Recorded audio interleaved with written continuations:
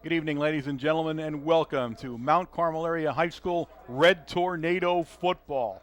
Tonight, the 10th and final game of the regular season, the Red Tornadoes have traveled down the river to Harold L. Bolig Memorial Field, where they'll play the Selingsgrove Seals in the annual end of the season grudge match. And actually, it's going to be the last annual end of the season, Wayne, as Yes, next year we play the Seals in the first game of the season in the new Heartland Conference. And that might be a plus for the Tornadoes, because in this series, of course, this will be the 12th meeting between these two teams. The Tornadoes winning 4 and, of course, losing at this point 7. The last win coming in 2002 with a 16-0 score, 18-0, coming off a win. So, yes, it's been a tough series for the Tornadoes. Well, the Seals, just a AAA school that just keeps on growing. They get bigger and bigger, I think, every year. You'll see that in the size, both of the squad and the actual physical size of the players. They're going to be very much bigger than Mount Carmel area on both counts. Now, when you look at that on its surface of it, you think it's going to be a tough game, and it will be. But Mount Carmel area, I think, since probably 2002, the championship year, when we beat them, probably we are coming in here about as evenly matched as we have. Right. And in fact, if you were going to give an edge into skill players, would give it to Mount Carmel area. Mount Carmel area has a quarterback that threw for just under 1,500 yards this year. That's about double of what the Selingsgrove Seal quarterback Deckard has thrown. Mount Carmel averages about 35 points a game, just under 35 points a game. The Seals not close to that.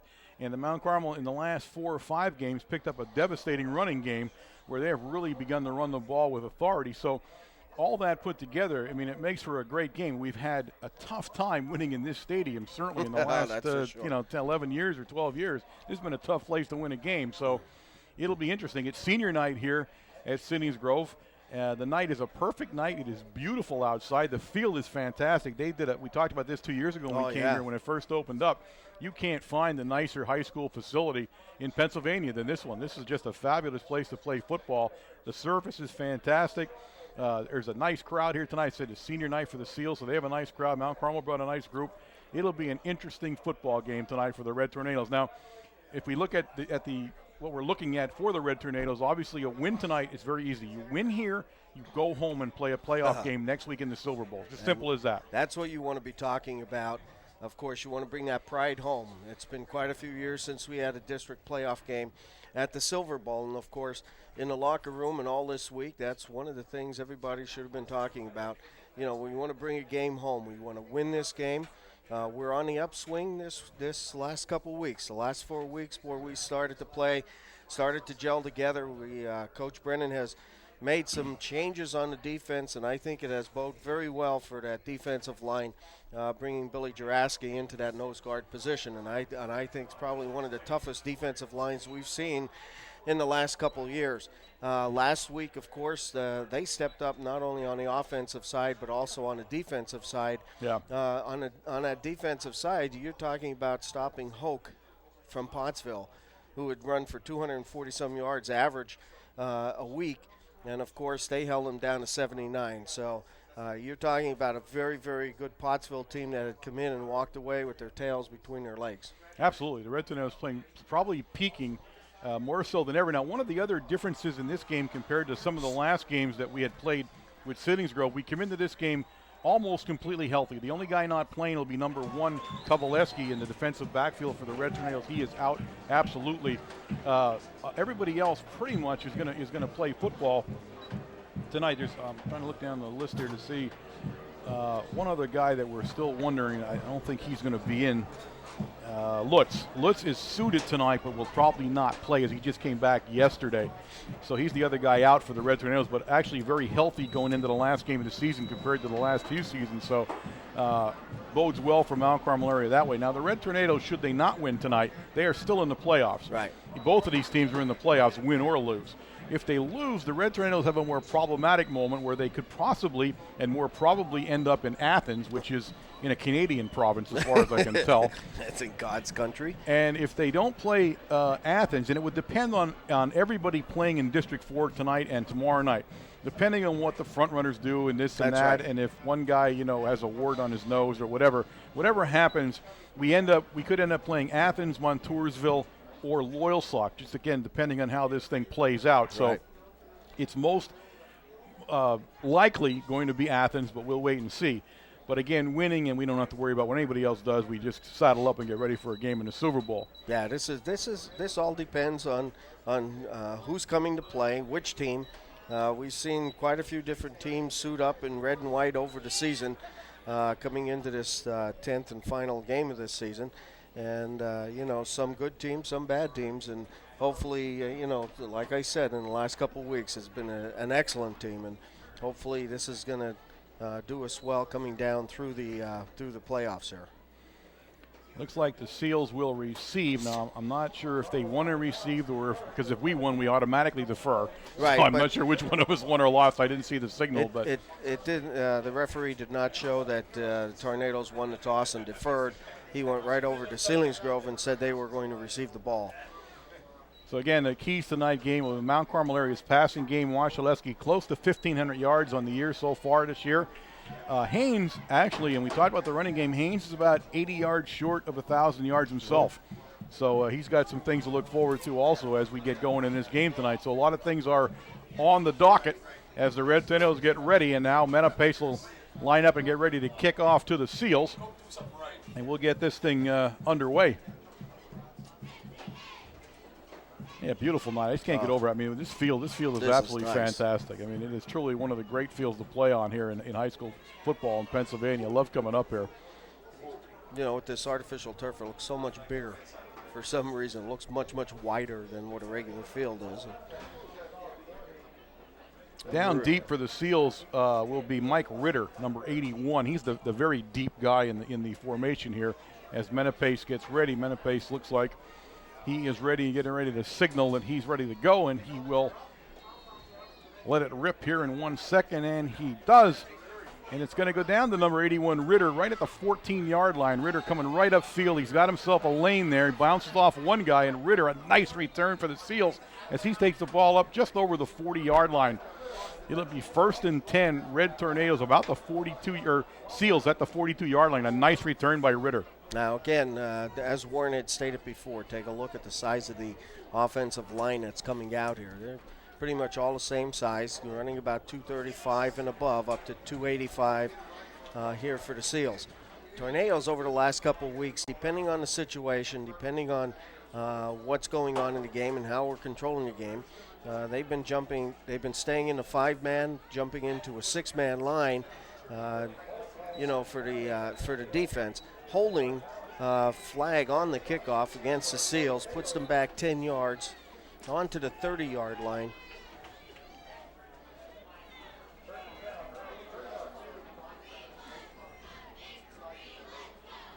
All right, Deckard immediately goes into the shotgun here to start off the offensive series for the Braves here. He puts the man in motion, and he hands it to the man in motion who dropped the ball. The ball's on the ground. And I believe the Red Tornadoes may have recovered the fumble on the first offensive play for the Seals. See who gets up with that ball. And it is.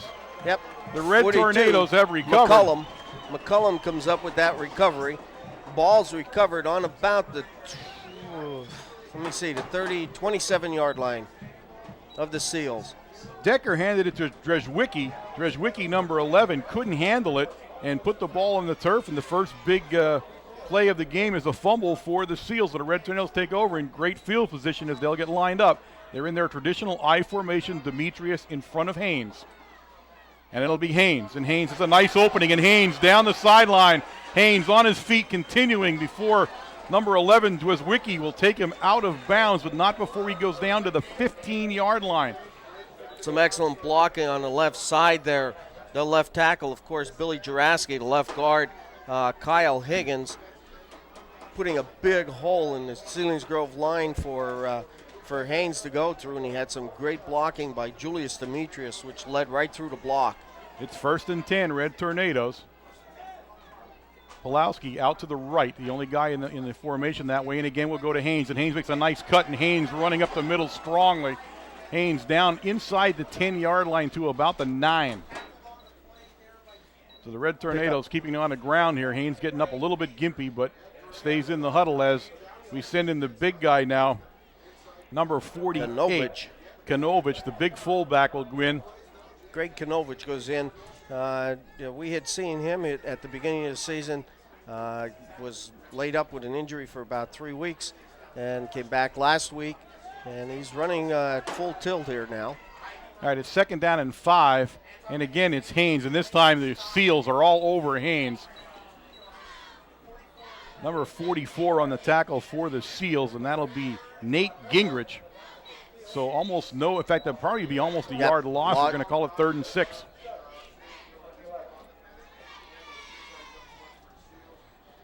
Seals running in a 3-man line, 3-4 defense here. You got to pick up those linebackers.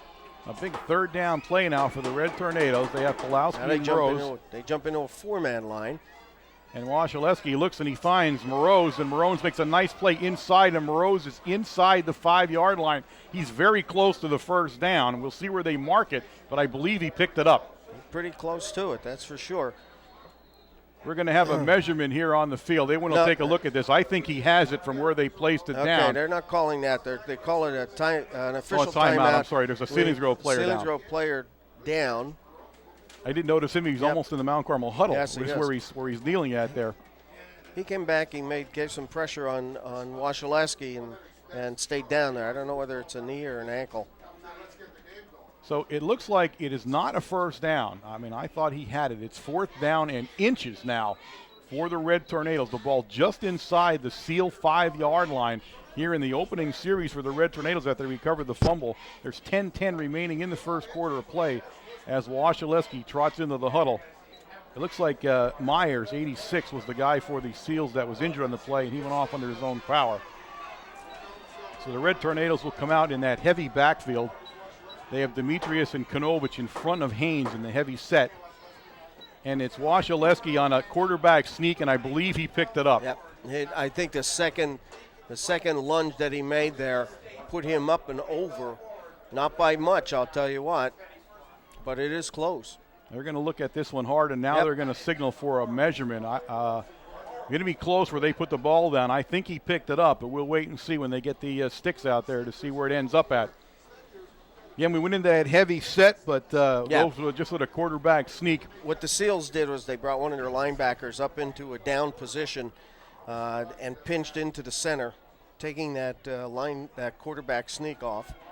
And it is first down. It's 1st and goal for the Red Tornadoes at around the 4-yard line of the Seals. And that was only by the length of the football that he made that 1st down. Yeah. Kraken will bring the play in. Moroz will come out of the lineup for the Red Tornadoes. They leave the big tight end, Menepace, number 88, in the lineup here from the 4-yard line.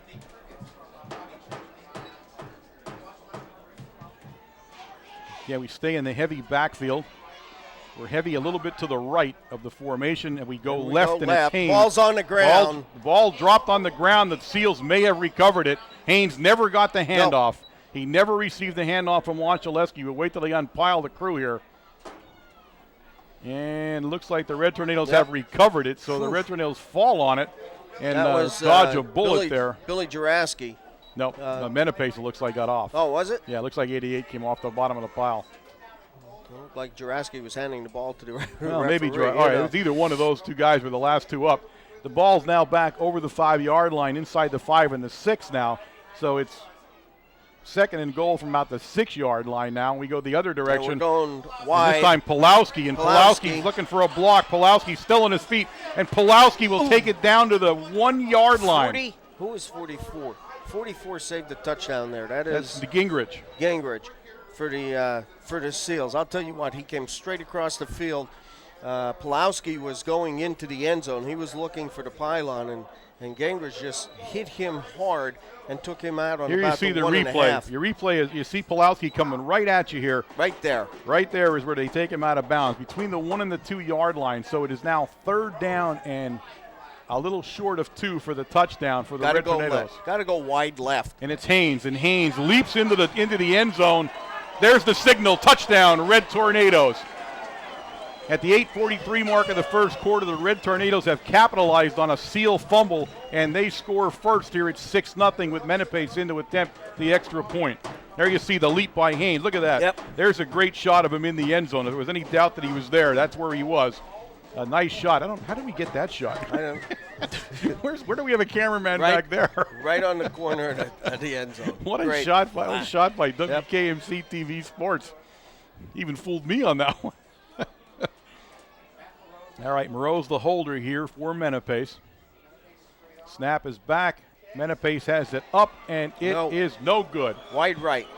So the score remains the Red Tornadoes 6, the Seals nothing, with the Red Tornadoes preparing to kick off. That, Wayne, is exactly what the Red Tornadoes wanted to do. Score early, get up on the board a little bit, get some confidence in this game. Again, they have been snake bitten on this field for a long time, and they'd dearly like to be able to turn that thing around tonight. Well, it builds up your confidence a little bit here. You know, they moved the ball, moved it very well, in fact, especially in this part of the game. This is the early part of the game where both teams are out there, they're hitting hard, and this is when you want to try to control this game and take it in, and that's what they did from the 20-yard line. Wayne, there's just been a whisper in my ear that, do you have any eligibility left? They want to have you go out and kick in this big game here. Now, I think Colin will be fine. Colin got a little bit shaken last week. You know, for the first time we saw he was doing so well for 3 or 4 games, a little bit shaky now. And that was not the best pass from center either. The center snap was a little bit to the side, and Moreau's had a tough time putting it down. So Menapace didn't hit it straight on, but he'll be fine. He'll get ready to kick off here now. Again, he's kicking off down there to number 81, Mike Ritter.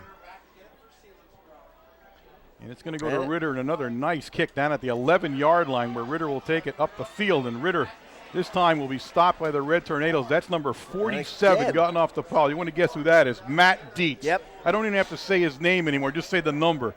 Matt Dietz is one of the all-time special teams players here for the Red Tornadoes. He was at Supper Club last night, too, by the way. Absolutely. Yep, had a good talk with him. He's been playing some great specialty teams for the Tornadoes. All right, 1st and 10. The Seals will start again now. Their first offensive series, the first play of their first offensive series resulted in a fumble, so they'll start fresh here now with Deckard again in that. Again, back in a shotgun position. Trying to hit look at Coach Dreswicki. Coach is saying somebody want to cover this guy. Coach Brennan was a little upset with that play. Dreswicki was out. He went out 7 yards, turned around.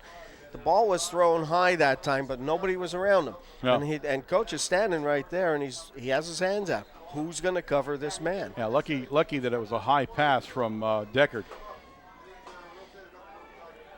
All right, again in the shotgun. This time Dreswicki comes in motion as he did, and we hand it to Dreswicki on the same play he fumbled on. Dreswicki down along the sideline. He'll be finally forced out of bounds by Haynes up over the 30-yard line at the 32-yard line. Yeah, Haynes comes over from that strong safety position and makes a good hit. That time it looked like Dreswicki had a lot of room to run, but Haynes cut the field down. Of course, only a pickup of about 4 yards on the play. Third down. It's going to be third down and about 6 now for the Seals as they remain in the shotgun formation.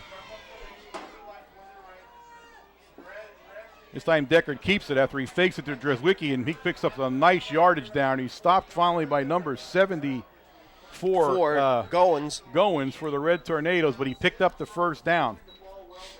Again, they're doing a lot of misdirection play right here. Here it is. See the replay with it's a keeper, and you see them. They pull the guards out. They're kicking out to the outside and opening up the outside to tackle. All right, 1st and 10 from the 40 for the Seals. This time he hands it off inside, the big number 45 down there, Seth Laver. And Laver's going to pick up almost 5 yards out to the 45-yard line. It'll be 2nd and 5 Seals. Tornadoes trying to change up the defense a little bit, put a 6-man line down that time. So Deckard brings the play into the huddle again. You're seeing Deckard almost exclusively in the shotgun formation, and it looks like he'll stay there for most of the evening tonight. That's unusual. You usually don't see a quarterback do this all the time. This time he's rolling to the Red Tornado sideline. He makes the decision to keep it very quickly, and he'll be brought down in there by McCullum. But a flag down late, a late flag. McCullum made the stop, and we'll see who that goes against. It goes against the Tornadoes. It was a late hit after the play. They're going to call a personal foul. You're going to see the replay coming at you. Deckard's coming at you. You see how quickly he makes the decision to keep the ball. and you'll see him go down. Now, I do not see where the extra hit came in this. There it is, there right it is. there. There it is over there. You see the extra hit. And again, I can only say it how many times. That's about the dumbest play you can possibly have in Week 10 of the season. That's just plain stupid. Yeah, especially with the implications of this game. You know, you come in and you win this game, you go home with a home game advantage. All right, Deckard in the shotgun. I'm not going to say that all the time. That's pretty much where he always is. And he Ball's fumbles on the the ball ground. and he falls on it. A bad center. Yep. And again, that's a weird play in that he has Dreswicki running right past him as the ball's coming to him. Yep.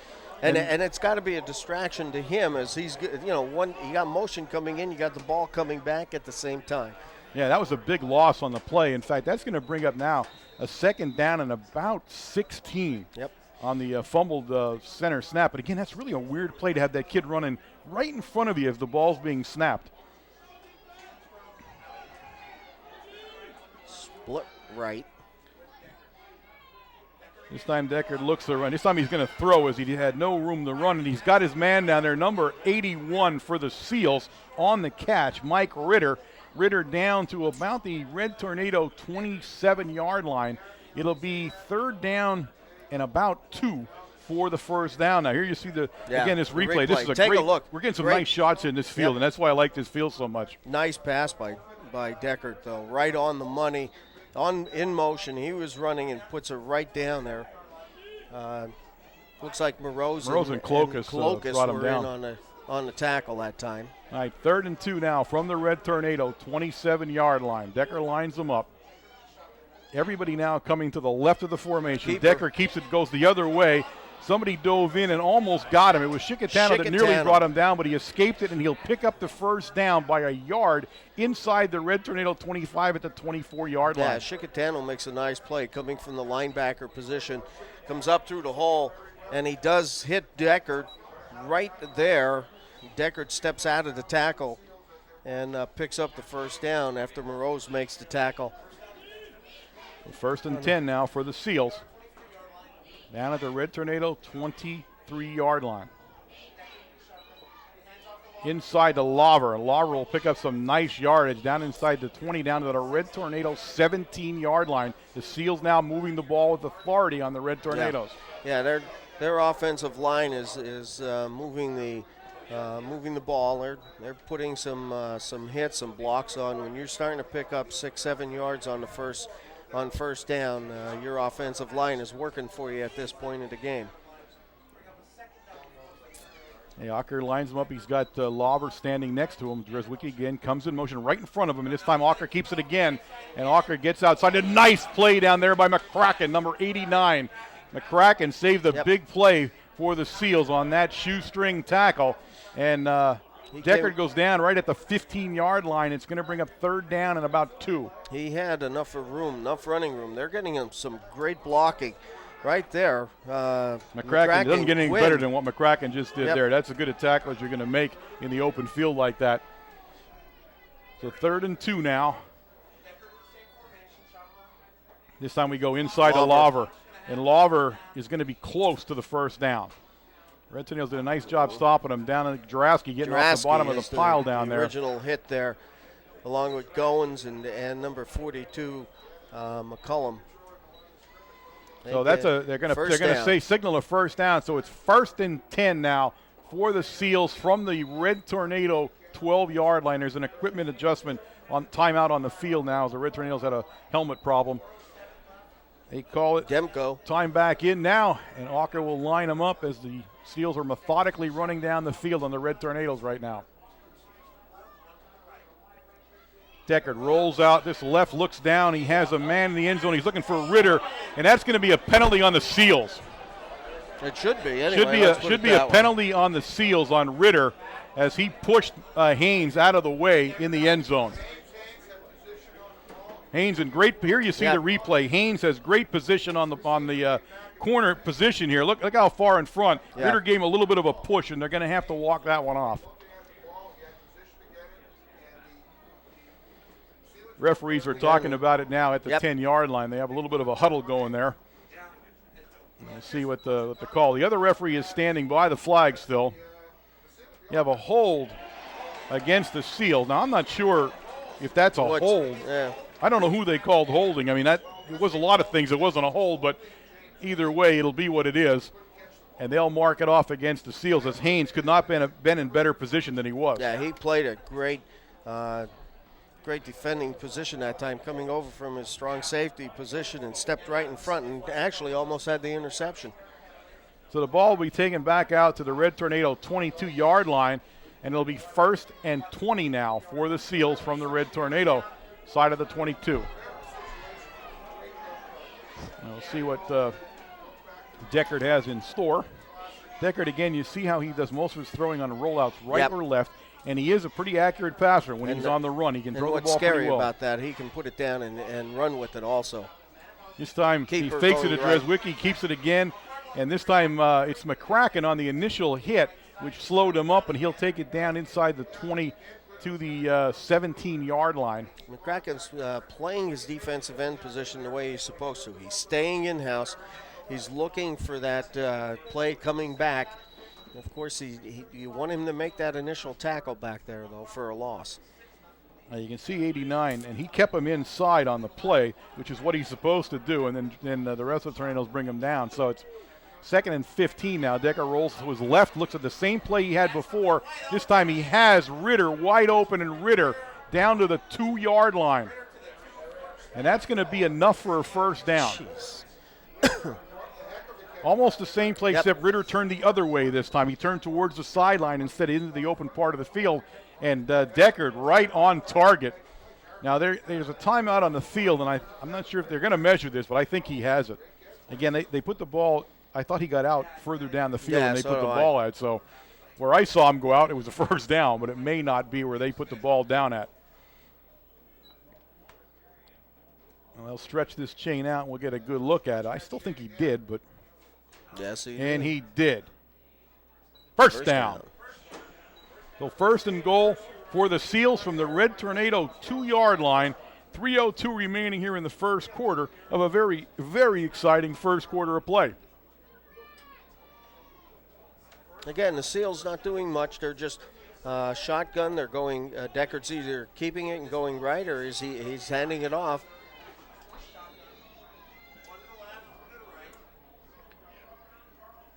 Deckard, a keeper all the way. I don't know if he got in or not. We'll see. There's no signal yet. There he is. Touchdown. A 2-yard run by Deckard on a keeper from the quarterback position, and the Seals are on the scoreboard here at the 2:51 mark. It's 6-6 with the extra point attempt for the Seals to come. So the Red Tornadoes are going to have to find a way to stop this Seal running game here. Again, a quarterback who plays out of the shotgun on every play. He never goes under center. Here you see the replay, and it didn't take much here to put him into the end zone. And they're not doing much. He's running either off tackle to the outside, Deckard is. He hands it off to Lawver, one play up the center. Tim Walls in to attempt the extra point in the stoppage of play here as the flag flies before Walls was able to attempt the extra point. So it looks like it's going to go against the Seals. I believe it was illegal motion by the Seals on the play. So they're going to mark it 5 yards back, and Walls is going to have to attempt a little longer extra point attempt. Walls, a senior here for the Seals. He was on the field tonight with his parents. He looked like he had enough of a leg for that last one. You don't think that 5 yards will bother him, Wayne? I don't think that's going to bother him in the least. All right, he gets set the line up. Now he's going to be kicking from the 15-yard line. So we'll see how he does. Ball is down, it's up, and Walls floats it high, and he didn't get it. It drifted off to the right.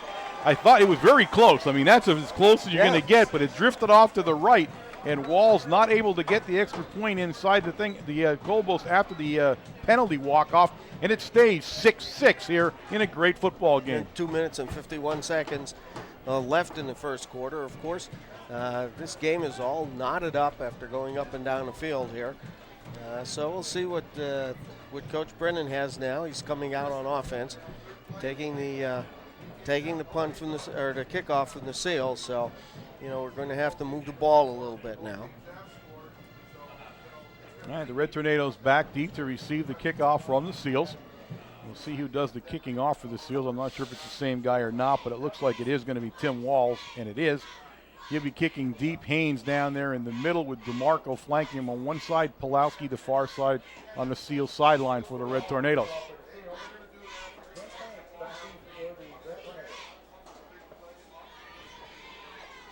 The Red Tornadoes now need to be wondering how to solve this running game problem, as they took a good wearing on that drive from the Seals. They marched it right down the field, and there wasn't a lot of fancy stuff. And in fact, they survived the big penalty and still put it in the end zone. Yeah, and the Tornadoes tried jumping in down on the 30-yard line, 25-yard line. They jumped into a six-man defense, tried to confuse the blocking a little bit, but that sort of didn't help at all. They continue to run to the outside. And if Deckard continues to do that, he's got a big game tonight. Wall signals that he's ready. And he lets it rip. A nice kick's going to go down to Haynes. Haynes at the 9-yard line. Haynes brings it up for the Red Tornadoes, and Haynes is brought down up over the 25-yard line. We'll see where they place it down. They may place it down just outside the 25-yard line. It's 1st and 10 for the Red Tornadoes. But at the 26. At the 26. Well, now we're going to see what the Tornadoes have. They're back now on their own 26-yard line. They're going to have to come out and move the ball. They were given a gift on the 25-yard line before in the beginning of this quarter. Okay, a wide open fumble. Wide open formation, Wayne. He goes into the shotgun. He's got two guys wide right, two guys left. He kept Haynes in the middle, and he gave it to Haynes. Haynes is going to have to make a cut up field along the Seals sideline, and he does. A nice cut by Haynes as he takes it up over the 30-yard line out to about the 31-yard line. A gain of 5 on the play. That was a tough run by Haynes. I'll tell you what, he was mirrored by two guys coming across the line of scrimmage the whole time. Look at 16. All of a sudden, James Haynes gets the corner. He puts on the afterburners, gets the corner, and picks up a 5 yards. I thought that would have been maybe a 1-yard gain, if anything. So the Red Tornadoes come out in a wide open pass formation. They still hand it off to Haynes. Again, the shotgun formation for the Red Tornadoes. We have a trips out to the left of the formation. One guy out wide right. Wasilewski under heavy pressure. Heavy pressure. Never had a chance. Nope. Number 82 down there for the Seals on the sack, and that's Drew Kuhns. Yeah, there was nobody. He came up on the right-hand side of the defense that time. As soon as he seen that it was split right for the Tornadoes in the opposite direction on the short side of the field, and he just released and came right in. And thank goodness Wasilewski was able to identify him coming in and see him right away and sort of tuck the ball away. Be 3rd and 13 now for the Red Tornadoes on that sack. So an 8-yard sack puts the Red Tornadoes in deep trouble here as the ball now back at the 23-yard line. They have everybody out right again. This time better protection. He looks downfield, and he is going to be brought down in there by number 44, Gingrich. And there's a play that the defensive backfield of the Seals did a nice job in coverage, but there is a place where Wasilewski had a lot of room, and he should have tucked it earlier a little bit there. He needed to make that run quicker. So it'll bring up a punt situation for the Red Tornadoes. Wasilewski will be deep punting for them. Back for the Seals will be number 81, Ritter, and number 16, Bryce Ocker. Ocker, the more dangerous of the two guys back there, as Ocker having a fantastic year here for the Seals. It's blocked. Partially blocked. Ball bounces at the Seal picks it up, and it'll be brought down. Number 89 for the Seals, Tyler Mitchell, picked the ball up on the block, and the Seals are in big shape here right at the Red Tornado. Let's see where they put it down after the scrum is out there. Let's see where they end up at. But he's inside the 30. Inside the 27. Yeah, it's going to be the 27-yard line. It's 1st and 10, Seals. 1:03 remaining here in the first quarter, and the Seals are forcing the play right now on the Red Tornadoes. Yes, they are. Red Tornadoes have to get somebody off the field here, and they do finally. Again, we come into that same formation. One guy in the backfield, Lawver, 45, standing next to Deckard, and Dreswicki comes in motion. This time he gives it Dreswicki. Dreswicki trying to get outside. Haynes made a nice play, but he eluded Haynes, and he's down inside the 20, down to the 18-yard line. Haynes made the wrong cut on the field and didn't take a good angle on Ocker that time, and he picks up 8 yards, almost 9 yards. They moved the ball up a little bit on that carry.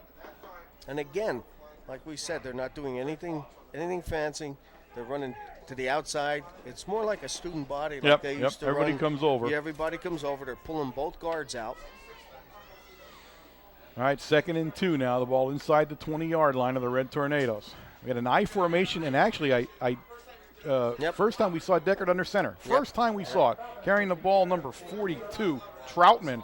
And Troutman easily picks up the first down as they'll put the ball down at the Red Tornado 16-yard line, just inside the 16-yard line. First time we saw the I formation under center tonight, and the Seals pull it off here. So we'll see if they remain in that I formation. Now, it looks like they left the same personnel on the field, so let's see, and they do. He's coming up. And they're in the I formation, wing right and left.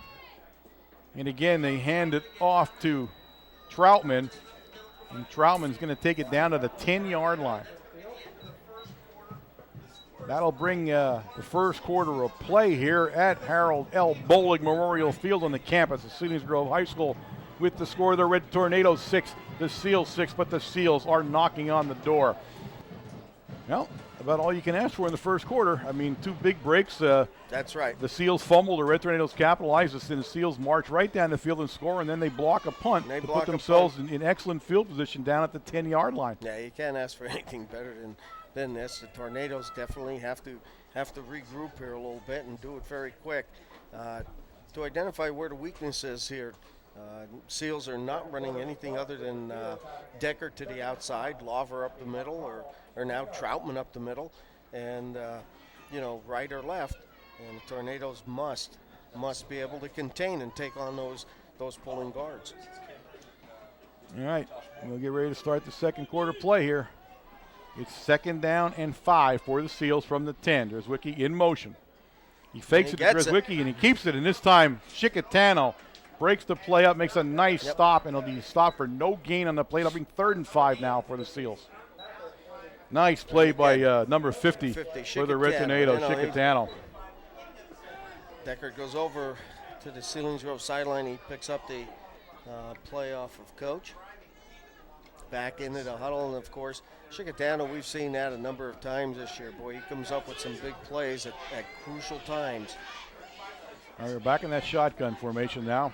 Rolls out to his left. He's looking downfield for Ritter. He's got Ritter wide open. Ritter was wide open down there. Nobody was able to cover him, and it's a touchdown for the Seals at the 11:20 mark of the second quarter. Walls in to attempt the extra point, and this time I'm going to wonder how he got so wide open. He made the cut towards the outside and left us in the dust. Yep. Here you can see Haynes, the closest guy to him, but Haynes, and I'm telling you, Haynes is not going to cover him. Ritter, I mean, Haynes is the safety in that formation, so Haynes is not the guy you want back there trying to cover him. All right, Walls in to attempt the extra point out of the hole to Dreswicki, number 11 there. He was not good on his first attempt tonight. We'll see if he does any better on this one. He's a lot closer. And this one I think he did, and he put it up, and it is good. So the score now, 13-6 in favor of the Seals. The Seals get ready to kick off, and the Red Tornadoes need to do a little bit more here on offense. Yes, offense is where they need to start moving the ball. Tornadoes in the last series, did not end up 2nd and 8 or 3rd and 8, and it stayed that way. Punted the ball away. The ball was blocked, and Seals ended up with great field position on the 27-yard line. Well, I mean, obviously now, a couple of things there. The difference with us and them, and this is what I tried to point out before when you look at the size of their squad overall. Yes. Their linemen, for example, don't go both ways. Right. We do. Now, it's a lot easier when I say easier to play offense than it is to play defense. You know where the play is on offense, you know what you're doing. So we got to keep those guys out of the defensive side of the ball for the Red Tornadoes. They're going to tire out pretty early here, and they're going to get worn down by this very big group here from the Seals. So that's why the offense, it's important for the offense to at least take up some time here and give the defensive guys a little bit of time to get a breather here. It is the one problem that we're going to have matching with the Seals forever, in that as our enrollment continues to fall, their enrollment continues to grow, and pretty soon it won't be long for their Quad A group. All right, Walls lets it rip. It's going to bounce down, and it's going to bounce I hope it bounces out of bounds, and it didn't. They were hoping it did, and it didn't. DeMarco is slammed down by the Seals inside the 10-yard line. Yep. The ball never went out of bounds. Nope, DeMarco did the right thing. He waited. He waited as long as possible to see what was going to happen with that ball, and of course, the ball did not. It stayed about a yard inside the playing field, and he had to pick it up, and he had no choice. Either you let it go or. It'll be 1st and 10 for the Red Tornadoes from the Red Tornado 9-yard line. Go into an I formation. Everybody out to the right of the formation here. But we hand it off to Haynes, and Haynes trying to get some running room there, and he'll pick up a few yards in the play. Originally tackled down there by number 55 for the Seals, and that's John Trago. Oh, that might have been. Actually, he's going to pick up about 1 yard on the play, out to the 10. About 1. So 1 yard on the play. It's out to the 10-yard line. It's 2nd down and 9 for the Red Tornadoes. Julius comes out. Now we put another receiver in on this play. Out of the shotgun. Plenty of time. This time he turns. He has his man, and it's Pulowski. And Pulowski on the sideline. And Pulowski's free. No, he stepped out of bounds. He stepped out of bounds down at the 27-yard line. It's a 1st and 10 Red Tornadoes, but 1 step away from a touchdown because Pulowski is the fastest guy on the field. No one's going to catch him. Yeah, nobody's going to catch Pulowski. He had a nice move to the outside and just stepped out on about the 26-yard line right in front of the Seals bench. So a nice play by the Red Tornadoes, get themselves out of a hole at least. Here you see the pass play. You see Pulowski. Now he's going to cut back towards the sideline, and they're trying to hem him in there, and right there. He steps on the line, and he's out of bounds. Back in the I formation now, and it's Haynes. And Haynes avoids somebody in the backfield. Haynes still on his feet, and Haynes. 7 yards. Some nice yardage by James Haynes as he bulls his way up to the 38-yard line. This kid is running tough tonight. Out to the outside. He had to be hit about 3-4 times, had 2 guys on his back when he lunged forward to pick up an extra 2 yards. He had a good 5 yards on that run. He picks up 7 this time. He's hit, he's hit 4 yards deep there, and he still manages to pick up 7. It's 2nd down and 3 now. McCracken into the offensive lineup for the Red Tornadoes as they'll come out in an I formation. Moreau's out to the left of the formation, the only guy wide right now. And we go to Haynes again, and Haynes hurdles a guy, and Haynes on his feet, and Haynes very close to the 1st down. Right up over, he goes off tackle between the tackle guard this time. Hurdles over, and it is a 1st down for the Tornadoes and picks up a tough 3 yards. The Seals come out with the 3-man line at first and then see how the Tornadoes set up. If they set up wide, they leave a 3-man. If they come in tight, they drop one of their linebackers back into the line and make it a 4-man defense. Red Tornadoes talking among themselves now. They get back into an I formation, and they're going to bring – now they split themselves, and now it's a timeout. If the Tornadoes absolutely did not know what they were doing on the offensive side of the ball, Washaleski made a nice call there, decided he couldn't get them lined up right and called a timeout. I'm not sure who was not in the right spot, but at one point there they were going to go into a double slot. Yep. But they had no one wide in the formation on either side. And that's heads-up football by Marcus Washaleski. You see that's the maturity starting to come out. Looks over his offensive lineup, and of course he was trying to get Pulowski lined up, and we had Haynes going in motion, coming up into the other slot or wing position, and Washaleski looks around and calls timeout. The Red Tornadoes started this drive down on the 9-yard line where they were in trouble on the weird kick that didn't go out of bounds on DeMarco, but at least have gotten themselves out of the hole now as they're up over the 35-yard line. The ball sitting squarely on the 37-yard line where it's 1st and 10 Red Tornadoes, and now they come out with a 1-back offense with Demetrius, the lone back, 2 guys wide in the formation out to the left. Got to protect to the weak side now. Now everybody comes that way. We pitch it to Demetrius. We're trying to get Demetrius a nice block. I'll tell you what, A nice block on number 33 down there, Wenrick, and he still made the play. He still makes the tackle. That was a great play by Wenrick for the Seals that time, as he got knocked over by Haynes, and he still got an arm out and brought Pulowski down. That's as good as it gets there. Julius should have cut up to the inside of that block should have made instead of trying Demetrius, to go. I'm sorry, Julius needed to cut a little quicker on that play as he got himself strung out there. He should have cut inside the block. Yep. All right, again, the one-back offense. Now everybody out to the right in a kind of a trip stack formation here. We pitch it out to Haynes. Haynes looking for a block down there. And Ritter actually, a nice play with Ritter. They're going to bring Haynes down. I'm not sure who the final guy off the bottom is going to be, but looks like number 33 getting off the bottom of the pile down there, and that's, again, Wenrick. And it looks like Haynes is down. I think that is Haynes who caught the ball. He's down on the field, down along the Selingsgrove sideline. So the training crew, Doc Greco and Tom Swaldy head out to check and see what Star Gym Matt's doing down there. There is 8:29 remaining here in the second quarter of play. The Seals lead 13-6. And you got to hope that Haynes is not hurt enough to get him out of this game for any length of time, as he's actually the guy doing most of the damage right now for the Red Tornadoes.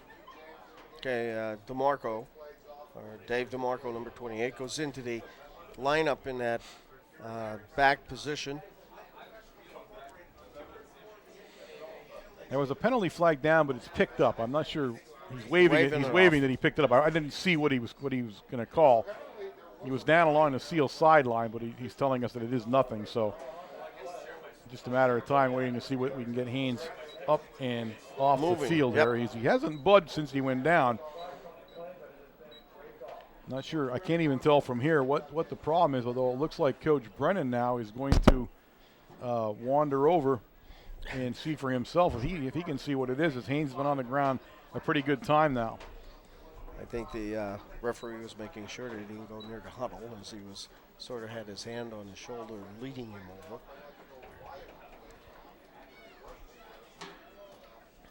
So timeout here on the field as we await the result of the Haynes injury here, as it looks to be maybe a little bit more serious than we originally thought here, as he is still on now. They're getting ready to pick him up, and he is up, and he's walking off under his own power, and that's a good sign. We don't know, again, what that injury was. You can see here on the monitor that he's moving pretty well.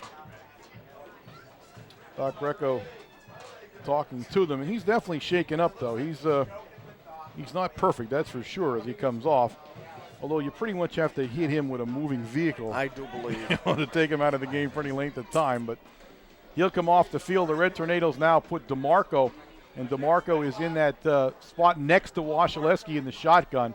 Everybody out to the left of the formation. One guy out to the right. Under pressure immediately, and it's DeMarco. And DeMarco on a kind of a screen, and DeMarco will pick up some yardage up over the 40 out to the 41-yard line. Good play call. He was setting that up, number 44 for Selingsgrove, Gingrich. He sets up and he blitzes. He comes right in, and what happened was Dave DeMarco sort of stopped his motion first, went around him, and Wasilewski hit him with the pass. It'll bring up a fourth down, unfortunately, for the Red Tornadoes, and they'll be in a punt formation. Their last punt was partially blocked.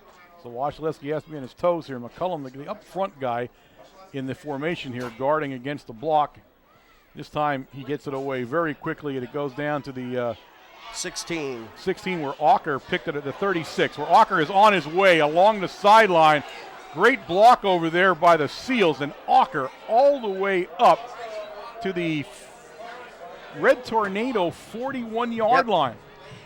That was a 25-yard. I don't see who hit Moroz, but Moroz got leveled along the sideline. Take a look at the replay here.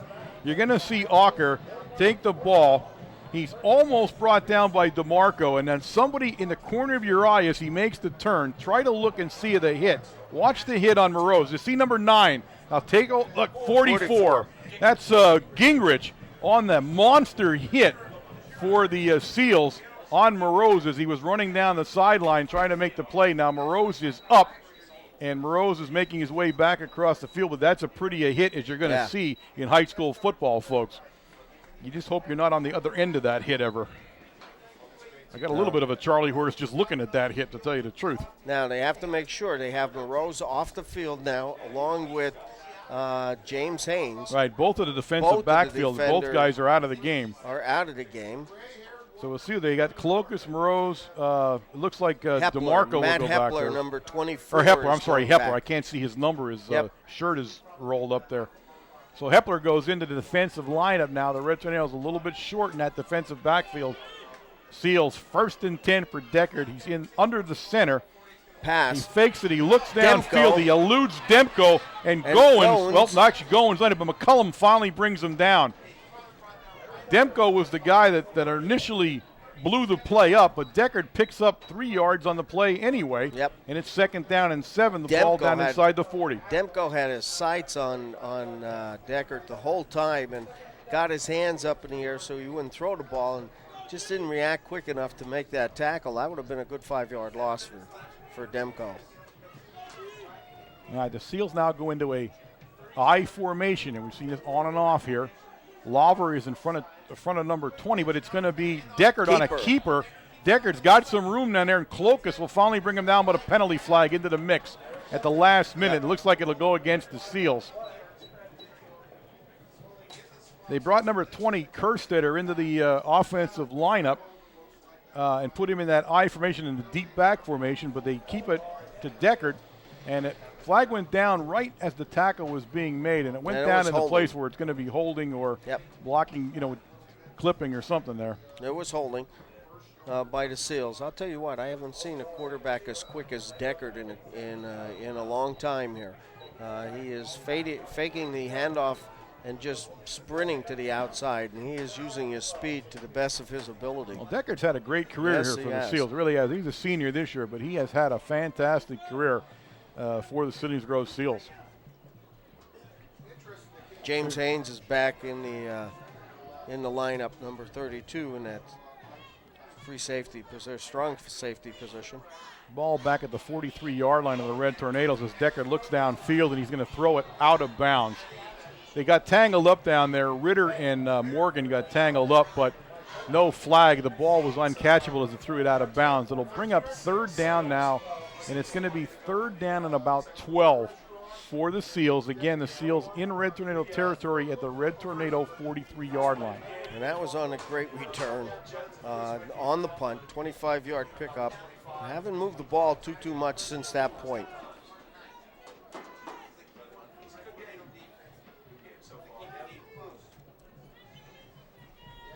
Well, a big 3rd down play now for the Seals. The Red Tornadoes dearly would like to stop them here as he goes into a shotgun formation now. Everybody is out to the right of the formation, and it's Lawver right up the middle. And Lawver will go down inside the 40-yard line. That's a pretty good spot there. Yes, it is. That's a really good spot. That was like the 3rd bounce of Lawver. So down at the 36-yard line where it's 4th down. And my guess is the Seals look like they'll try to pin us down deep on a kick as they come in. Look like a punt team coming in onto the field for the Seals. Yeah, it must be. That must be a punt team now. We'll see, and it is. I can't see who's the kicker, Wayne. Can you see the numbers? I see a 4 on there. I don't see directly across from us, directly standing across from us. And he lets it rip a very high kick, exactly what you wanted. It bounces and bounces the other way. The Seals trying to fall on it, and they do at the 14-yard line where it'll be 1st and 10. 84 was the punter that time. That's Tim Reed doing the punting. That's a nice kick. That's exactly what you want him to do. Now, he didn't get the bounce he wanted, but he put it where he wanted it at. And the Red Tornadoes start deep in their own territory again here tonight with the ball, 11, 12, right around the 13-yard line where it's 1st and 10. Moreau's now back into the Red Tornado lineup. So they're back at full strength here. Haynes will be in the Tornadoes taking over. 5 minutes and 30 seconds left in the first half. They're in an I formation, and this time it's Haynes. And Haynes stopped dead by the Seals. Could lose a yard on the play when they unfurl themselves down there. Getting off the bottom is number 44, and that's Gingrich. Gingrich having a whale of a football game for the Seals tonight. Tornadoes bring in Pulowski and Number And 82. That 82 goes into that lineup for the Red Tornadoes, and that's going to be Hiroman. T.J. Hiroman. So T.J. Hiroman also in there. goes in. So we got some hands in there now. They go in a shotgun. We got 2 guys right, 2 guys split left. He's throwing it down there to Hiroman, and he's got Hiroman. Hiroman will catch the pass and go over the 20 to the 21-yard line. He's going to come up about 2 yards short of the first down. Yep. The 3rd down and 2 for the Red Tornadoes. Nice catch by TJ. Yeah, TJ Hiroman just goes out and curls to the outside. Pass was thrown right on the money for him. Good pickup for the Tornadoes. Puts them in a good position here to pick up the first down now. Third and 3. They'll go in an I formation. They have everybody split out to the right of the formation. 2 guys split right. We go the opposite direction, and Haynes is stopped dead down there. Number 16, Bryce Auker, stops Haynes in the backfield. Yep, nobody touched Auker. Auker was standing in the hole there. There was a huge hole in the middle of that field, but nobody was there to block him. A loss of about a yard that time for the Tornadoes. Punting comes on. 4th down and a punt situation for the Red Tornadoes. And this time they'll be punting from deep inside their own territory. When he punts, he'll be punting from right around his 10-yard line. A low center, but he gets it up. A nice kick out to the 45-yard line where Auker makes a great play to avoid the tackle. Now Auker will go down, and he'll go down at the Red Tornado 44-yard line. Auker made a nice play to avoid DeMarco that time. DeMarco was streaming down the field, and he high-stepped it and picked his feet up right out of the grass with DeMarco. DeMarco thought was going to make the tackle. He came back a second time and gets in on the pile. This entire game, second quarter for the most part, and part of the first quarter has been played in Red Tornado territory. Yes, it has. Again, the Seals start in good field position. They start in the shotgun. He's got Dreswicki out to his right. He'll bring him in motion right across from him, and he hands it to Dreswicki. Dreswicki gets a nice block on the outside, and Haynes will take him down at the 40-yard line. A gain of 4 on the play. It'll bring 2nd and 6 for the Seals. They have that play down pat. The Seals are pulling those 2 guards and kicking out to the outside. It's a main wash going in that direction, going to the left, and they're just picking up yardage every time they carry that ball. He actually picked up only 2. He must have been out of bounds a little earlier than I thought, so it's going to bring a 2nd down and 8 for the Seals. 2:50 remaining here in the second quarter, and a flag. And the flag's on the ground here. I'm not sure where that one's going to go because they weren't even lined up yet when the flag flew. The linesman down along the Red Tornado sidelines, the guy that threw the flag, and he threw it before the Seals even got all the way out there. He wants everybody back. So that's an interesting flag there. This is PIAA rules. Get out of the red zone, or out of that white zone there.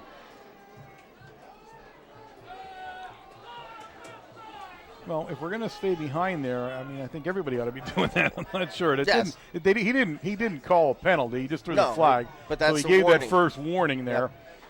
All right, so the Seals come out now again. Everybody out to the right in the formation here. He has one guy standing next to him. He looks right, rolls right, and he throws downfield, and he's got his man down inside the 35-yard line at the 33. That's number 81, Ritter, on the receiving end of the pass. Giving those receivers entirely too much room there, too much of a buffer. Now that was a nice catch by Ritter, though. I'll tell you what. On the ground. The ball wasn't thrown as well as you would have hoped. Ritter came back to it and made a nice play on the sideline. McCracken was on the coverage, but he couldn't have done too much. Enough for the first down, so it's 1st and 10 Seals where they put it at. They'll mark the ball down at the Red Tornado 30, well, between the 34 and 33-yard line, so we'll call it the 33.5-yard line. Again, Deckard's the whole key to this Selingsgrove offense here. He does such an outstanding job faking the ball and holding it. And up the middle to Lawver. Lawver's got himself a head of steam, and McCullum, but McCullum had a heck of a time finally getting him down as pickup of 9 yards by Lawver that time on just a straight dive play up the center. Lawver is unless I'm reading this wrong, Lawver looks like he's a freshman. You shouldn't be allowed to be that big when you're a freshman. He's 216 pounds. He's 6'1", 216 as a freshman. There's got to be a law against that somewhere. All right, shotgun formation. It's a 2nd down and 1 in Lawver. And Lawver is now like a bowling ball knocking everybody down as he's inside the 20 down to the 19-yard line. Although we heard the Lawver name up here. I've heard the Lawver name so many times, I think I'm related to them. How many Lawvers could be out here for crying out loud? I mean, there's got to be a rule. I'll tell you what. At halftime, folks, I'm going to be checking the rule book to see if there's a Lawver rule here that we might have played too many in the last 10 years. All excellent athletes. Oh, every one of them. And this guy looks like he could be the best of them. Yep. Roll out to the left. Decker looks downfield, and he was trying to hit his man down there, number 16, Auker. He was well covered, and the ball went a little bit to the side of him. Actually, triple covered. Haynes was there. Morose was there. I'm trying to see who else. So 2nd down and 10 now for the Seals on the incompletion. Probably the first time he threw into a crowd there. And lucky Auker tried to adjust to it, but there was no way to get to it. Red Tornadoes dearly would love to keep the Seals out of the end zone here before halftime. As Deckard again rolls out to his left. He looks downfield. He's got a man wide open, and Ritter steps out of bounds. He steps out of bounds about the 13-yard line, but he was absolutely wide open. They're doing something that's causing our secondary because, again, the guy closest to him was Haynes. The safety was the closest guy to the coverage. Corner man or somebody's not picking him up, going to the outside. And I think Haynes is in the defensive backfield saying, guys, are you sure that I'm the guy going to be covering him? So it brings up a 3rd down and a long 3 for the Seals from the 14 or so. Lawver keeper, or Decker to keeper, and Decker takes it down to the 5-yard line. He is deadly. This kid here, he's now showing he can throw the ball, and now you get your defense back on their heels a little bit to protect it. And he can tuck it away and run with it and pick up some big yardage and hurt you. Well, it's 1st and goal now from the exact 5-yard line. The ball straddling the stripe there for the Seals. There's 1 minute and 6 and counting here in the first half of play. All right. He goes into an I formation now. And he is under center. He's got Troutman in back of Lawver, and Troutman's going to follow Lawver. And Troutman, they'll put him down at the 1. They're going to put him down at the 1-yard line. I thought he scored it in, but they'll put his knee down, and it's at the 1-yard line. It is 39 seconds now remaining here in the first half, and they're going to set the ball they got a hold on the play. So a big penalty against the Seals. They were down inside the 1-yard line, and now they're going to get themselves back out away from that goal line. A big break for the Red Tornado defense. That's unbelievable. You get down there, you drive like that, and you get all the way down to the 5-yard line. Great play there, and you get a holding call. Ball comes back onto about the 16-yard line of the Tornadoes. All right, they put some seconds back. They leave 39, and now they're counting. So the clock started here now. 39 seconds. The Seals have all 3 timeouts, and quite frankly, I would think they'd be kind of hurry this up a little bit. And now they call. The clock continues to run, and I think on the penalty, the clock should have stopped until we snapped the ball. Correct? Well, the play clock was supposed to run, not the. The regular game clock was running. So I think that's where the argument's going to come from the Seals, and they may be right on that. So a big play for the Red Tornadoes in that the penalty moves the ball all the way back out to the 16-yard line. There's 26 seconds left. Deckard goes in to the shotgun formation. He has 2 guys split out to his right, 1 guy short here left.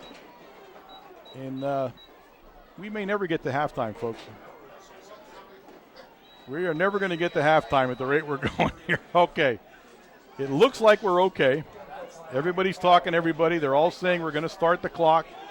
The clock was moved back to 32 seconds, and now Deckard rolls out, looks downfield, and initially hit by Steck, who slowed him up, and then McCracken brought him down.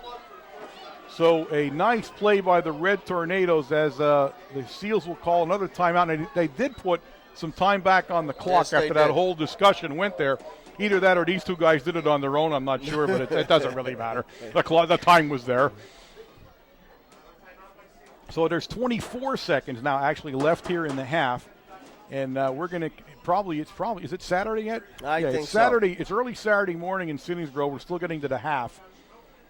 But a very long couple of moments here as the Seals are trying to get a score on the board before halftime. The Red Tornadoes obviously trying to stop them. It is a second down, and it's second down at about 15 because they have to get the ball was inside the 1 on the initial carry. The ball's back at the 15 now. Again, he's in the shotgun, and this time Drzwicki comes in motion, and the Red Tornadoes come through there. Now, I don't know if somebody moved or what we did. And we'll see what they call here. It looks like it goes against the Seals, so the Seals have shot themselves in the foot here. They were down in the 1 foot line, and now they're back at the 20-yard line, and they just can't get themselves going here to end this first half of play. All right. They're trying to keep it going. Got the play clock running now. Second and 20. And we're still at 24 seconds. All right. Hawker rolls the other way, looks downfield. He's got a man in the end zone, well covered by Morgan, and it goes incomplete, and a flag from the backside. A flag in the end zone from the backside, and I'll tell you what, I'm going to have to question that flag. That's a cheapy flag there, folks. Yeah. Come on, we're playing good football, and that's a cheapy flag there. The guy standing in front of that play. He called it incomplete. Here you see the play on the. I mean, both guys are going for the ball. I don't get this one. Oh, okay. It goes against them. I'm sorry. I was going to say that's a cheapy flag against the Red Tornadoes because he's in position on the replay. I understand that. Yeah. All right. What they're gonna have to do now. The way this is going to end. Everybody's game next week is going to have to be pushed back a day because we're not going to be done in time. This is now officially the longest 1 minute seconds. 1 minute in the history of high school football. All right, we're going to get back and do this again now. You would hope that somebody would put a knee down. Just let's get out of here. Right? Deckard should just kneel down for everybody and go into the locker room. But he's going to drop straight back now. Demko puts some pressure on. He's got a man right in the middle of the field, and he got him all the way down to the 5-yard line. That's number 85 for the Seals, Weston Hoffman. There's 10 seconds left. And I believe that Hoffman is the tight end in the formation. How do you have 3 guys? That ball is up like a wounded duck up in the air. It floated down, and he makes the reception. There is no way. He's 6'6". That probably helps. So the ball down, they place it down at the 6-yard line. It is 7, almost a 7. It's 4th down and 7, and now we're going to have another stoppage. Discussion, yeah. So we're talking again about, I don't know. This ball should. I think they're talking about a timeout now. There's a timeout on the field by the Seals. See, the ball, this is not a first down. So it's not a first down. The clock should not have stopped. Right. Why did the clock stop? Right. The ball was placed on the ground. Yeah, I know why. Yeah, they're right. I mean, he did signal stop the clock. But why? But the clock should have kept running unless they called a timeout in between. And they didn't. Very weird way to end this half. I mean, it started about an hour and a half ago trying to get in. But I have to admit, I mean, they're right. He did signal that he was calling the time and play, and he shouldn't have. Okay, we're going to attempt a field goal, folks. So you're ready for this now. Walls into attempt. Walls puts it up, and Walls missed it. So all of that, folks, all that you heard in the last 15 minutes resulted in nothing. Now we got a flag on the play. There's a flag on the play. Flag up on the play. The Red Tornadoes are calling timeout. Roughness, personal foul against the Tornadoes. Well, folks, I'll tell you what, I don't know if there's anything else left that we can see here tonight. I don't know if we're going to see. I know we can see that down. We see that down below, guys, or not? Because they're walking the other way, folks. Personal foul, Red Tornadoes. There you see the call by the ref. If we have the replay down there, that'd be great to see what happened. Here you see the replay now. Replay's coming at us. You see it? Well, we're not replaying that one because we didn't follow any part of the kick or the place kicking there, so we skipped that one. So we missed what happened. The ball now down at the 3-yard line. Tornadoes now call timeout. There are 5 seconds left on the clock, folks, and this is the most unbelievable ending to a half I have ever witnessed in all the time I've watched football. Now the Seals have changed their mind, and now they're going to go for the touchdown. They go into an I formation. You have on the 2.5-yard line. You have Lawver in front of Kerstetter, and he goes for a pass. He drops straight down. He's going to try to get in the end zone himself, and he doesn't. The Red Tornadoes have turned him away again. And that, ladies and gentlemen, that is the end of the first half of play here at Selingsgrove High School. In the longest first half in the history of man, the score remains the Red Tornadoes 6, the Selingsgrove Seals 13. We will be back in a short time with Jose. 5 of 5 passing for 36 total offense, 63 yards, 4 first downs. James Haynes held in check pretty much tonight, 11 for 32. Justin Pulowski 1 for 4. Julius 1 for 1. Matty Morose 1 catch for 7. Pulowski 1 for 18. James Haynes 1 for -4. TJ Hiroman 1 for 8. And DeMarco 1 for 7. Obviously, we have our work cut out for us. We thought the key to the game would be to do what we did last week and make some plays on offense and to get 1 or 2 stops. I think we got the 1 stop. We just have to see if we can move the football now. I think the key here, Jose, is going to be controlling both the offense and defensive lines. The Tornadoes having a difficult time doing that tonight. Yeah, Selingsgrove's an awful big team. I mean, they're supposed to be young, but they're really big and they're really strong. And the misdirection by the quarterback, I think, has caused us a little bit of problems. They've gone away from some of the tendencies that they expected, and the keeper has given us problems. But, Bill Scott's going to come out and not do that this half. He'll do something totally different, and his blitzes will come from somewhere else, so it's going to be a whole different half of football. Well, I'll tell you what, offensively, you got to wonder. Now, they come out in that shotgun formation for the most part. And be truthful with you, I think we're safer when they're in that than when they go in an I formation, especially with the I formation backfield with Lawver. And that kid, he's a horse, that kid. No, he is. He's a big, tough kid. The thing in his shotgun, they have that sweep coming across, and then they have a veer right and then keeper left. And there's so many things they run off of it, and it's been a little tricky on us in the first half. But I like the way we played down here at the end of the half, and hopefully we can get the ball in the second half and get a nice drive going and get us back in the football game. You know that for all of about 3 inches, Jose, this game could either be tied up or we could be leading by 1 point because Pulowski stepped on the white line over there. He wasn't out of bounds. He just barely stepped on the white line. No, I know. I mean, it's hard to see from here, but I guess you guys have a better look at it up there. But, yeah, he looked like he was gone from down here. The other thing is this key play down here, the block by McCracken looked like a block on a field goal. And it was. And he said he hit him after the play, and he said, yes, I know he touched him, but I thought he became a running back after the ball was touched. I didn't understand that one at all. Quite frankly, this is the second week in a row where I have to say the referees need to get the book out. I hope they went in at halftime because the guy that signaled the timeout on that when he caught the pass to the 5-yard line. Oh yes. I mean, he stopped the clock. We still trying to figure out what he was thinking. So yeah, you're right. They're having a pretty tough evening now for that side of the ball. I think earlier this year I complained about the officials crybabying on the sidelines about getting back. I've never seen that in all the years I've ever worked.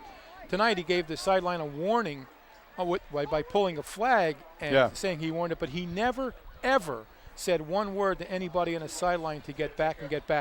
And to be quite honest with you, we're way back more than normal tonight because this big spot of grass that you can see here makes it really easy for you to know where you're at. Yeah. But he never ever said a word and went out there and pulled the flag. And I just don't understand some of this stuff this year. No, I agree with you. I mean, we at least didn't cost us any yards anyway. No, it didn't this time. But now we have to be careful of getting one thrown on us because you never know when he's going to do it. All right, Jose. Thanks a lot. We'll talk to you at the end of the game. Okay, guys.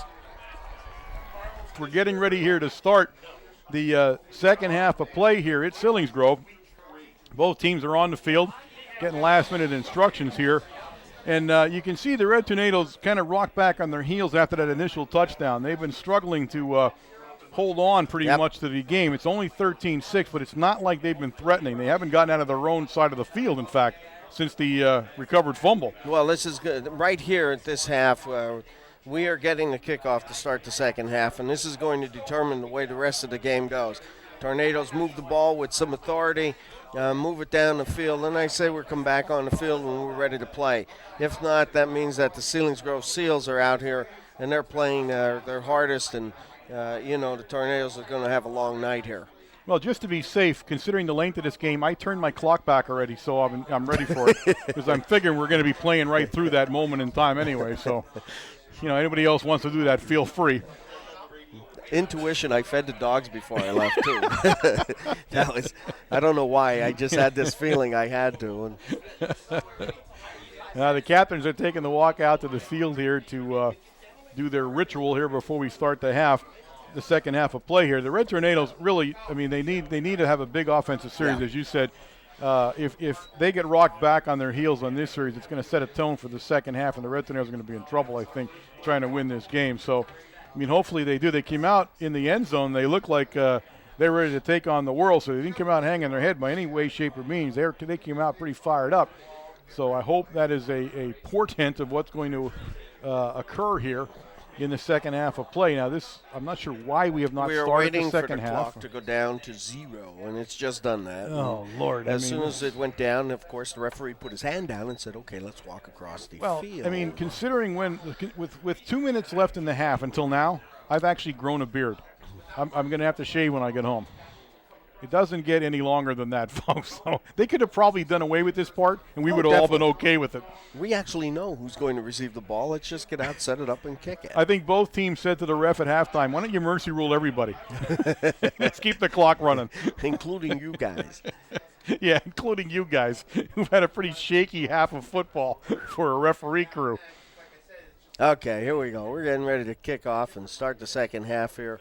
24 minutes left to play in this game, in the final game of this season, a regular season game anyway. Yeah, the Seals are guaranteed a district playoff game, as we said, next week, and I believe it was East Juniata they were talking about. That's I don't even know where East Juniata is, but remember the oddity of the Seals. We talked about this for the last couple of years. Oddly enough, the Seals do not play in the eastern part of the state. They play in the western part of the state. And so when they go into the district, they play teams they never heard of before. And they end up trying to qualify themselves through the WPIAL. To those teams. So it's an interesting setup where they're the only ones in District 4 that move west. All the other division, I don't think there is a Quad A in District 4, is there? Because there is not in schools. But they're in a sad situation a little bit in that they don't have anybody to play.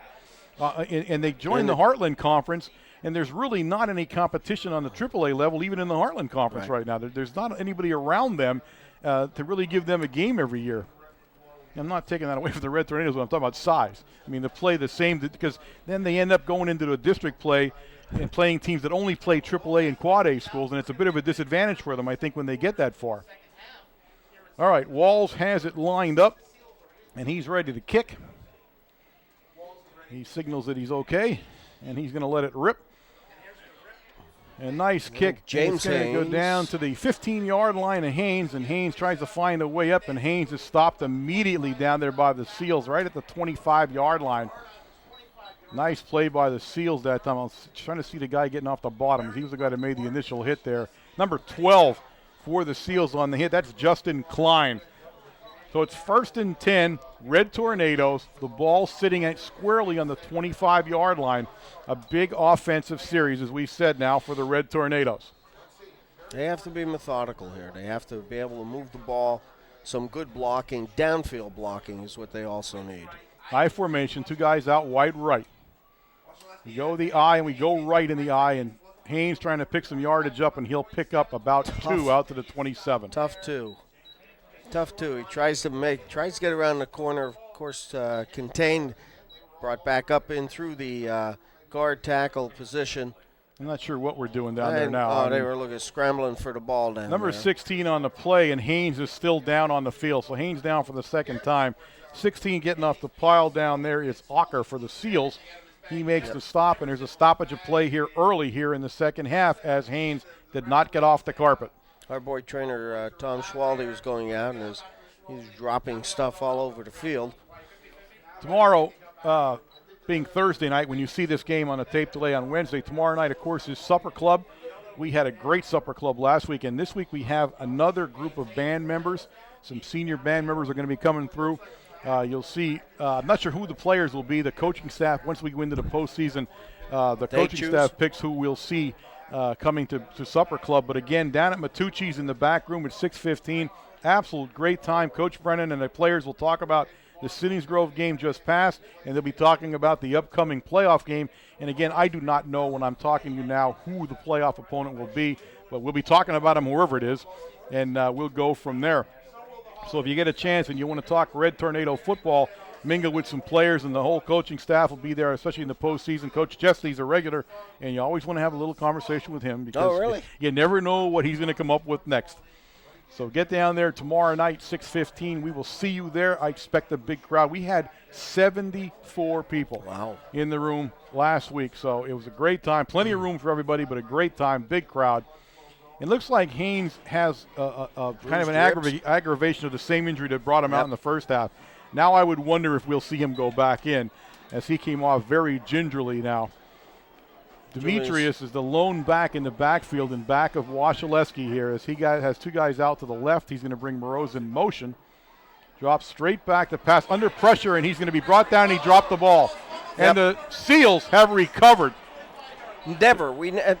I've never seen 89 on the recovery is Mitchell. Drizwicki calls the fumble for the Seals, and the Seals recover at the Red Tornado 24-yard line. Offensively, we always run trips to one side and never pick up the blitzing corner, linebacker, or end from the weak side. Never. No, and I'd have to wonder how we let him through, because it gets kind of tough. But anyway, he did. Decker now puts Drizwicki in motion. He hands it to Drizwicki. Drizwicki's got himself a head of steam and a lot of room, and Clokus finally will be the guy that brings him, or not Clokus. Clokus made the hit, but he made the initial hit. See who gets off the pile down there. That's going to be, I can't tell because he's having trouble getting up. Looks like Demko. So Demko a little shaken up on the tackle, but he gets back in the defensive huddle. First down for the Seals on the 13-yard line of the Tornadoes. So this is exactly what the Red Tornadoes did not want to have happen, and they have it happen here on the fumble by Wasilewski. And again, letting a guy come untouched into the backfield is not a good recipe. Drizwicki again comes in motion, and this time Decker keeps the ball. Decker's got himself a lot of room, and Decker will take it in. At the 10:48 mark, Decker takes it in from 14 yards, and it's a touchdown, and it's 19-6. Seals with the extra point to come. Untouched. I mean, there was nobody even put an arm out to make a tackle that time. So the question for the Red Tornadoes with Haynes on the sideline is, will they rest Haynes now and take him out of the game, knowing they're going to need him next week in a playoff game? And we'll see what that decision is as the Red Tornadoes go back on offense. But first we have to have Walls attempt the extra point for the Seals. Drizwicki, holder. And this time they put it up, and I think he got it through this time, and he did. So the score now, the Seals 20. The Red Tornadoes 6. The Seals prepare to kick off. The Red Tornadoes now have been truly knocked back on their heels. And again, you're right. I mean, in the 10th game of the season, who was supposed to pick up that kid coming off the backside? Who didn't touch him? And it's not, Selingsgrove is not the only team that has done that. I mean, there's other teams as we played this year and even last year, where Wasilewski was hit from behind, and I don't know how Wasilewski still gets up from that. Quite frankly, when you look at that formation, the bottom line of that formation is don't run it anymore, because and at Chichester is when it really became apparent that in Chichester we didn't touch anybody coming off the backside ever, and now we do it again here at a crucial point in the season and in the game. So I would say we need to reevaluate that and maybe not run it if we're not able to block it. All right, Walls places it down at the 40 there. He signals to the ref that he likes what he sees. The Seals are getting ready to come out of their huddle. Plowski, number 21, is the center man, of course, taking James Haynes' position. Hepler moves over to Plowski's spot, and DeMarco on the far side. That's right.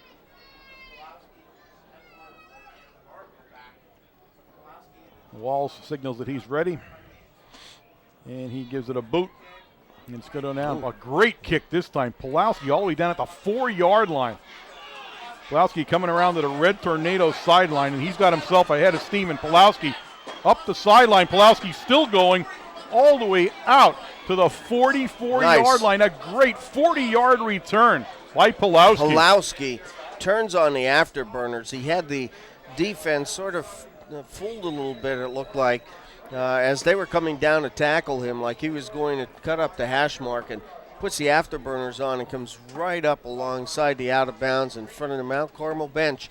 And a great run back all the way down to the 44-yard line of the Tornadoes. Okay, DeMarco into the lineup now. We go to a one-back offense. It's Demetrius in back of Washleski. He has two guys out to his right, one guy left. He looks right, has some time. Moroz down along the Seal sideline, and Moroz will take it up to the Red Tornado 49-yard line, just over the 50 to the Red Tornado 49. See where he places this ball. Now he's going to place it on the 50. Yeah, like why? He was tackled on the 49. All right, here you see the replay, and you're going to see the ball hit Moroz down along the Selingsgrove sideline there. He turns towards the sideline, and it's going to be determined where he, well, actually where his knee hit there. That's a pretty good placement. I'll agree with him when I see the knee now finally. So right on the 50-yard line, it's second down now and about 4, and it is right up the middle, and it's going to be a gain of maybe a yard on the play. He's hit by Auker down there. It's DeMarco on the carry, but Auker all over DeMarco. Yeah, no, Auker, nobody again touched Auker. He just fended off the block and came in and took DeMarco down. Pulowski back into the Mount Carmel lineup. Right, Haynes has stayed out of the offensive series as we wondered whether they put him in. He is not in the game again. Demetrius again in a one-back formation. Washleski went under center. He now drops back to pass. He's going to keep the ball. And you don't want to stop like that. I'll tell you what, he could have gotten killed along the sideline. Number 44 down there, the guy making all the big hits tonight is Nate Gingrich. But, I mean, if you go out of bounds, you know what I mean? He's right on the sideline. Take a step out. Don't stop because they're going to kill you. Watch the replay here. I mean, he's got himself ahead of steam, but he sees two guys, and instead of stepping the other way, he stops and and they just bury him on the sideline down there. James Haynes back into the. Well, it's fourth down though. He's in on the kick. Fourth down. Yes, he is. He's back in though.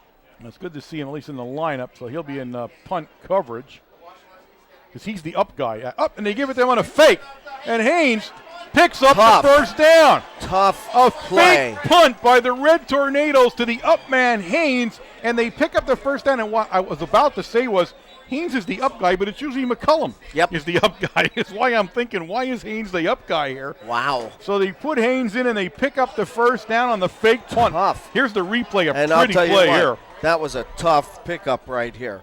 He had to get up to the 45-yard line. I'll tell you what, a good second effort is what gets the first down for the Tornadoes. Kaiser put the first hit. Gingrich finished him, but not before he picked it up, the first down.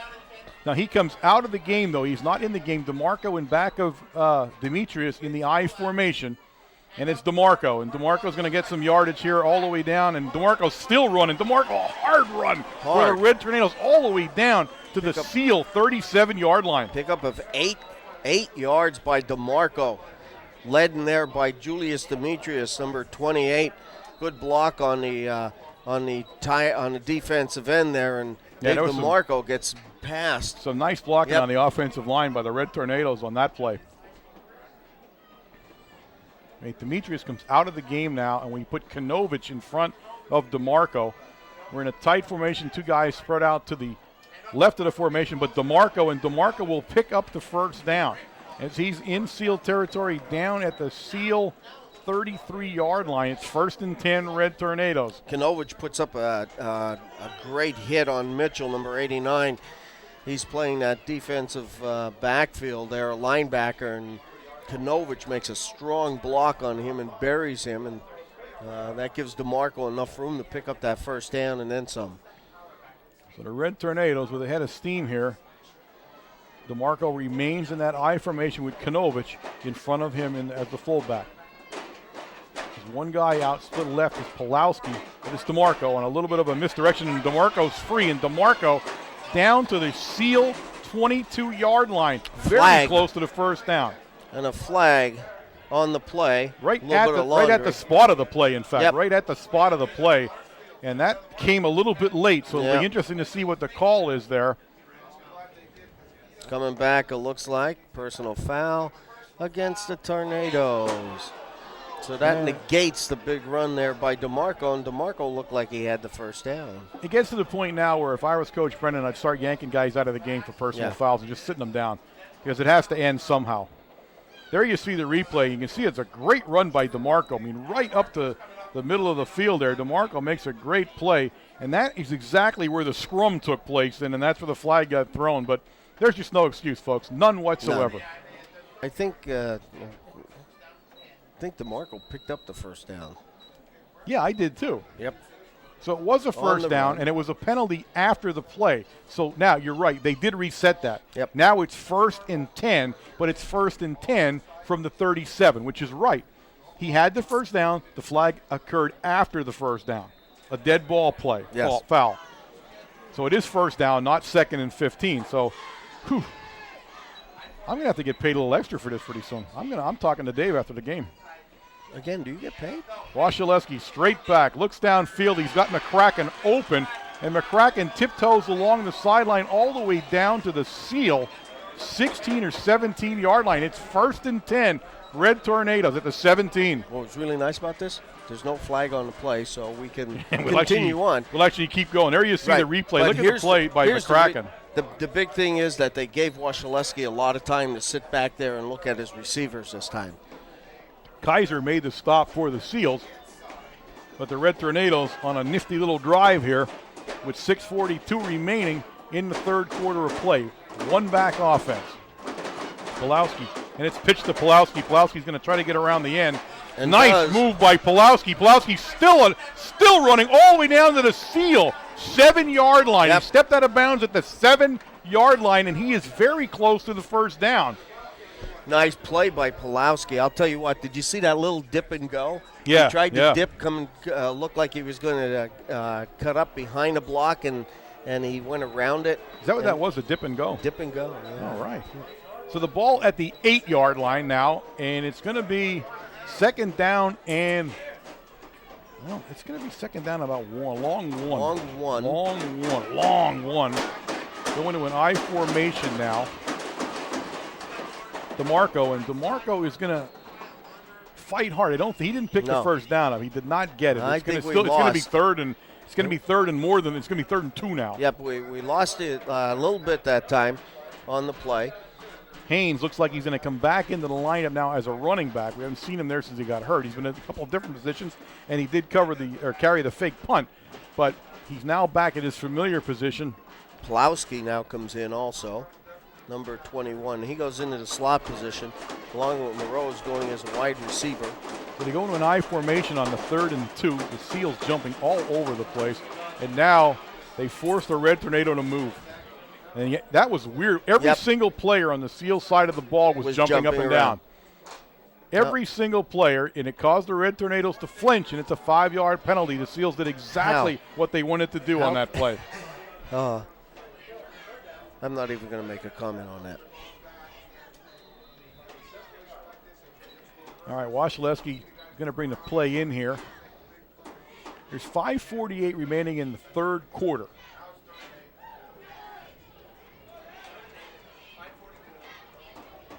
Long drive here by the Tornadoes, using up some clock time. Fake it to Haynes, and Wasilewski falls down. He falls down at the 20-yard line, and it's 4th down. Falls down. There was some pressure coming in from the left side of the offensive line there. In fact, number 86, it looked like Spencer, was coming in, and Wasilewski tries to step up in front of him and slips down, and loss of about 3 yards. So the Red Tornadoes have marched backward now steadily here as they got inside the 10-yard line and are now back at the 20. It's 4th down and 14. I formation. One guy left, 2 guys spread right. He goes straight back. And he's got Pulowski in the end zone, and Pulowski's going to be interfered with. Yep. Dreswicki interfered with Pulowski in the end zone. So a penalty flag flies right. He was standing right in front of the ref when he pushed Pulowski. Pulowski got behind him. Here you see the replay. You'll see Pulowski getting behind him. Pretty much face guarding here, too, because he never even turned around to look. Here it is. You see in the corner, he never turned around to look at the ball at all. Yep. And that's where the call went. A good call on that play. And they'll mark the penalty off. And let's see, it's still going to be first down right at the 10, so it'll be first and goal. The ball sitting right on the 10-yard line marker. So first and goal from the 10 for the Red Tornadoes. Now they have to capitalize on this. This is where they have to punch it in. Haynes up the middle. Haynes makes a nice run at it. Look at it. Haynes still goes, and a flag right into the crowd. Down. And that's going to go against the Red Tornadoes, folks. I can tell you right now. Haynes making a tough 5-yard run down to the 5-yard line. Flag in the middle of the scrum. Face mask, Selingsgrove. Well, I haven't called one right yet so far. I might as well not get that one. I don't think they have either. I mean, that was hard to see. I mean, he was being – that second effort is where the face mask usually comes in at. Now, they're going to mark this off, and basically it's only a mark-off from the 5 to the 3. Right. So it's second down and goal from the 3 now for the Red Tornadoes. It was an incidental face mask. Well, it's half the distance to the goal. TJ Roman comes in, number 82, for the Tornadoes.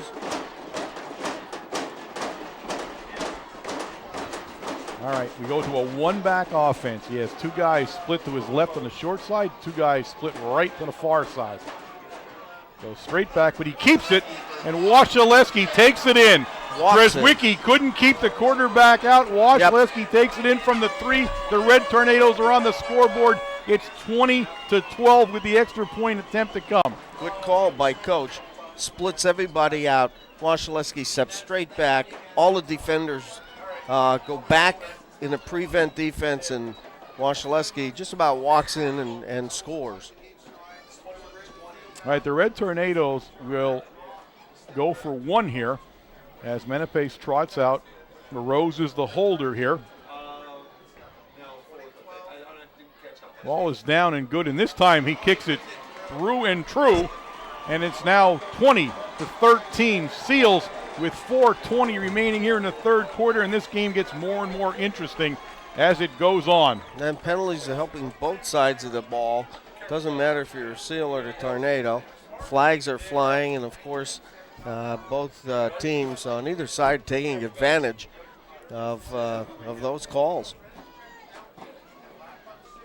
All right. Now here, I'd probably put the ball on the ground a little bit and let it roll around and play the ball.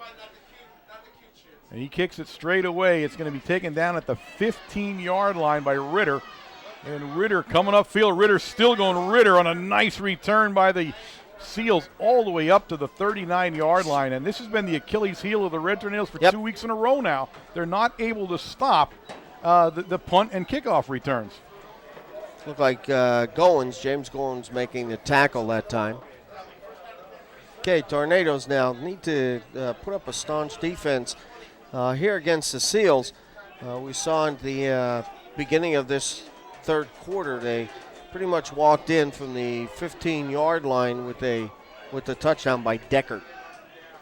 All right, Deckert is in that shotgun, and he Ball's drops the on ball the ground. This time, and Goins will drop him in the backfield for a loss as Ocker, and again, Dreswicki distracted him as he ran past him, and he dropped the ball. Again, they've had some nice plays out of that formation, but they've had 3 fumbles now out of that exact play when Dreswicki runs past him and gets the corner of his eye, and he takes his eye off the ball and he dropped it. And I still think it was a Deckert keeper going left, and I think he's trying to move his feet a little bit too soon before he gets the ball.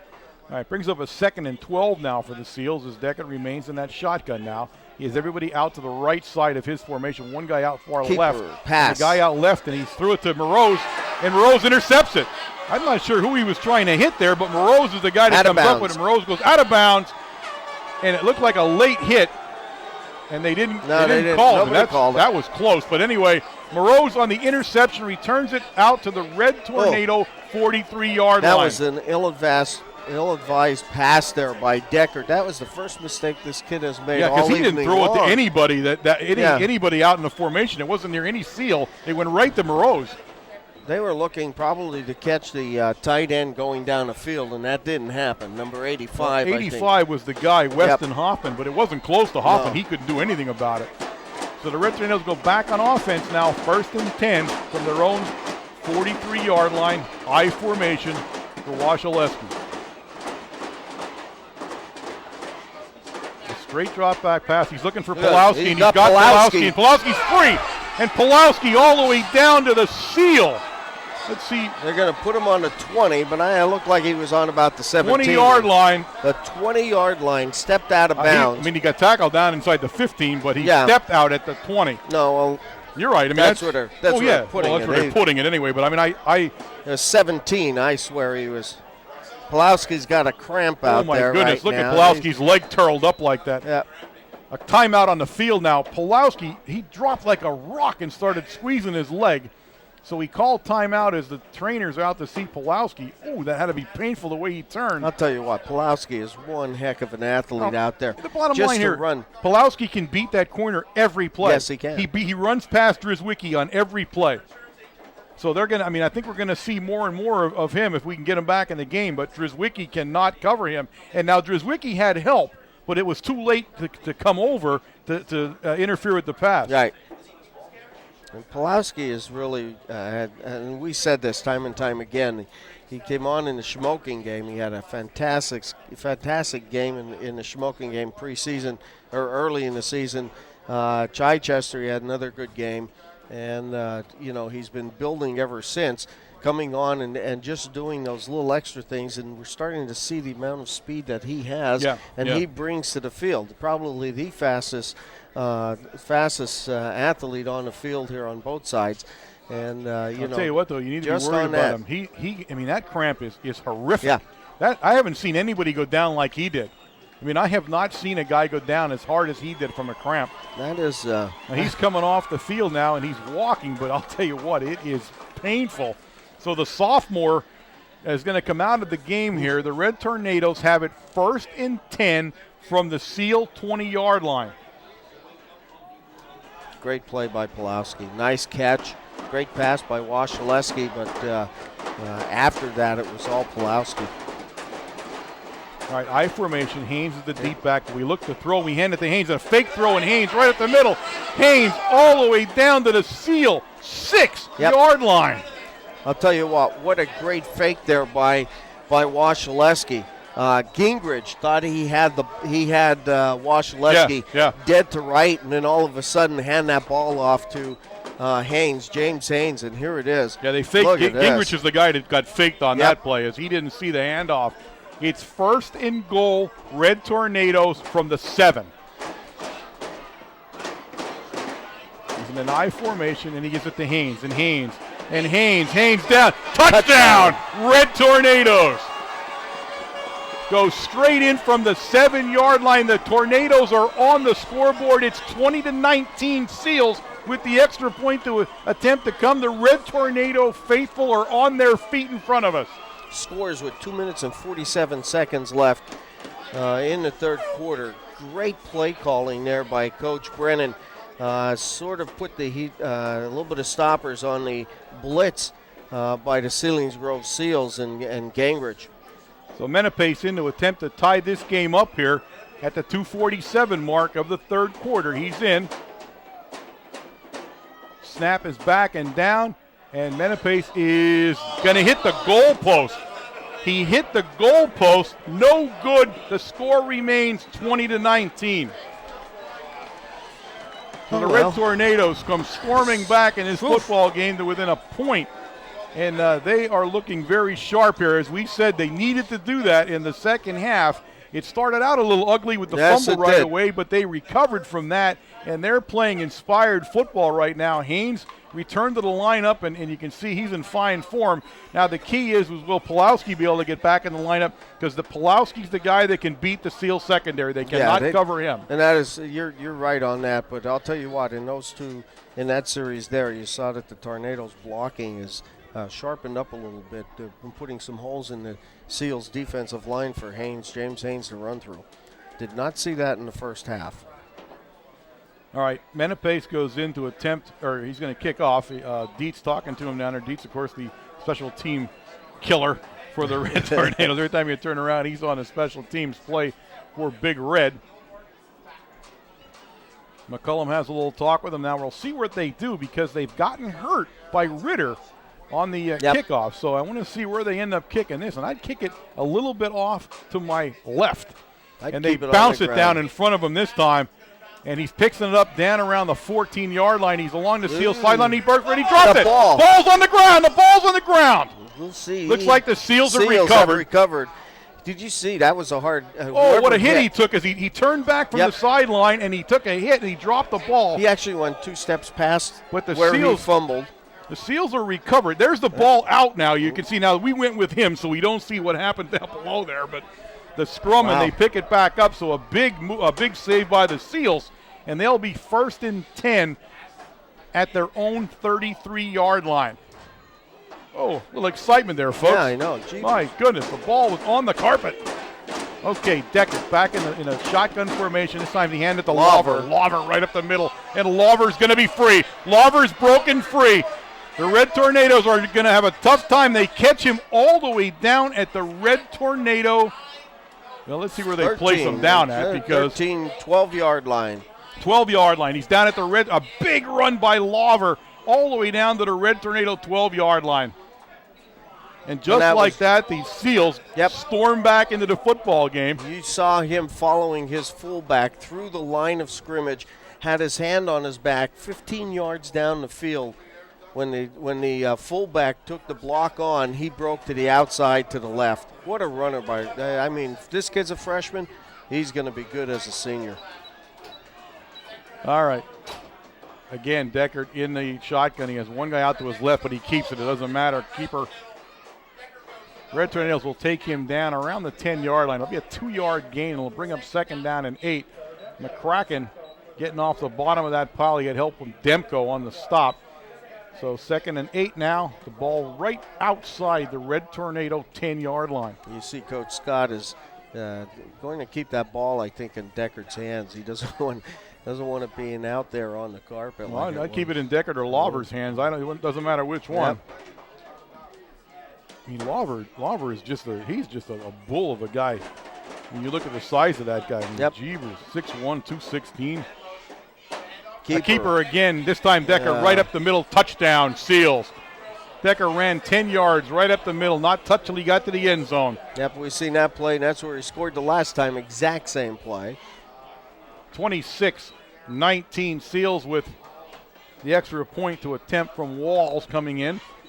And the Seals showing you what kind of team they are. They answer the Red Tornadoes instantly, and Lawver just bulled his way all the way down the field. And that's about a 15, 35, about a 40-some yard run by Lawver as goodness gracious. He ripped the heart out of the Red Tornado defense. All right, they're ready to attempt the extra point. Dreswicki's got the hold down. Walls puts it up. And that is good down the center. It is good right down the middle, so the score will go out and be the Seals 27. The Red Tornadoes 19, 134 remaining here in the 3rd quarter of play in Selingsgrove on a picture-perfect night. And right now the Seals are thinking it's a better night than the Red Tornadoes. No, you bet. I'll tell you, right now they're running the ball. They're moving the ball. You have Lawver pick up that many yards on the straight dive play with the fullback leading in the blocking. His fullback didn't release until about 15 yards down the field. Yeah, he just hid behind him. Everybody's doing something right. All right, Pulowski back in the lineup for the Red Tornadoes. He'll be the deep back. He's flanked over there by Hepler and DeMarco as usual. The Steels are in their huddle over on the sideline. They break now and come out and get ready to do the kicking off chores, as Walls will put it down at the 40-yard line. I'll tell you what, an exciting football Yes, game, it Wayne. is. I'll tell you. I mean, there's been a couple of lulls in it, but an exciting football game. Nobody's giving up. That's for darn sure. There's, a little bit of ebb and tide here, back and forth, and the Seals controlled it in the second quarter. But it's all-out game day right here. Both teams scoring, Tornadoes scoring twice, and Seals scoring twice in the second half already. I mean, they're leaving it. Both teams Yep. leaving it all on the field here tonight on the final regular season game of the 2007 campaign here. This time, we have adjusted to Walls a little bit as he had a great kickoff the last time. We're down at the goal line now. Pulowski standing right on the goal line here as he lets it rip, and he bounces it down this time, and it will be Pulowski down at the 10-yard line. Pulowski tries to get around the end, and he does. And he does. And Pulowski's got himself a run. Now Pulowski goes out of bounds at the Seal 47-yard line, but a flag down. They're going to call a hold as a Red Tornado. You may see it here. Here's the kickoff return. You're going to watch Pulowski come towards you. And I don't know if you're going to see the guy on the ground that we're holding there down. No, you won't. There, you just glanced at him for a second. You see Pulowski in a great run back, but it's all for naught as they call the hold on the Red Tornadoes. And it had to be on the guy we had on the ground. That's right? exactly where it was. So we didn't let the guy up, and they call the hold. I guess you can't lay on him like that and hold him down, You can't? There are some rules to this game. Oh, now we're going to bring rules into the game. Yeah.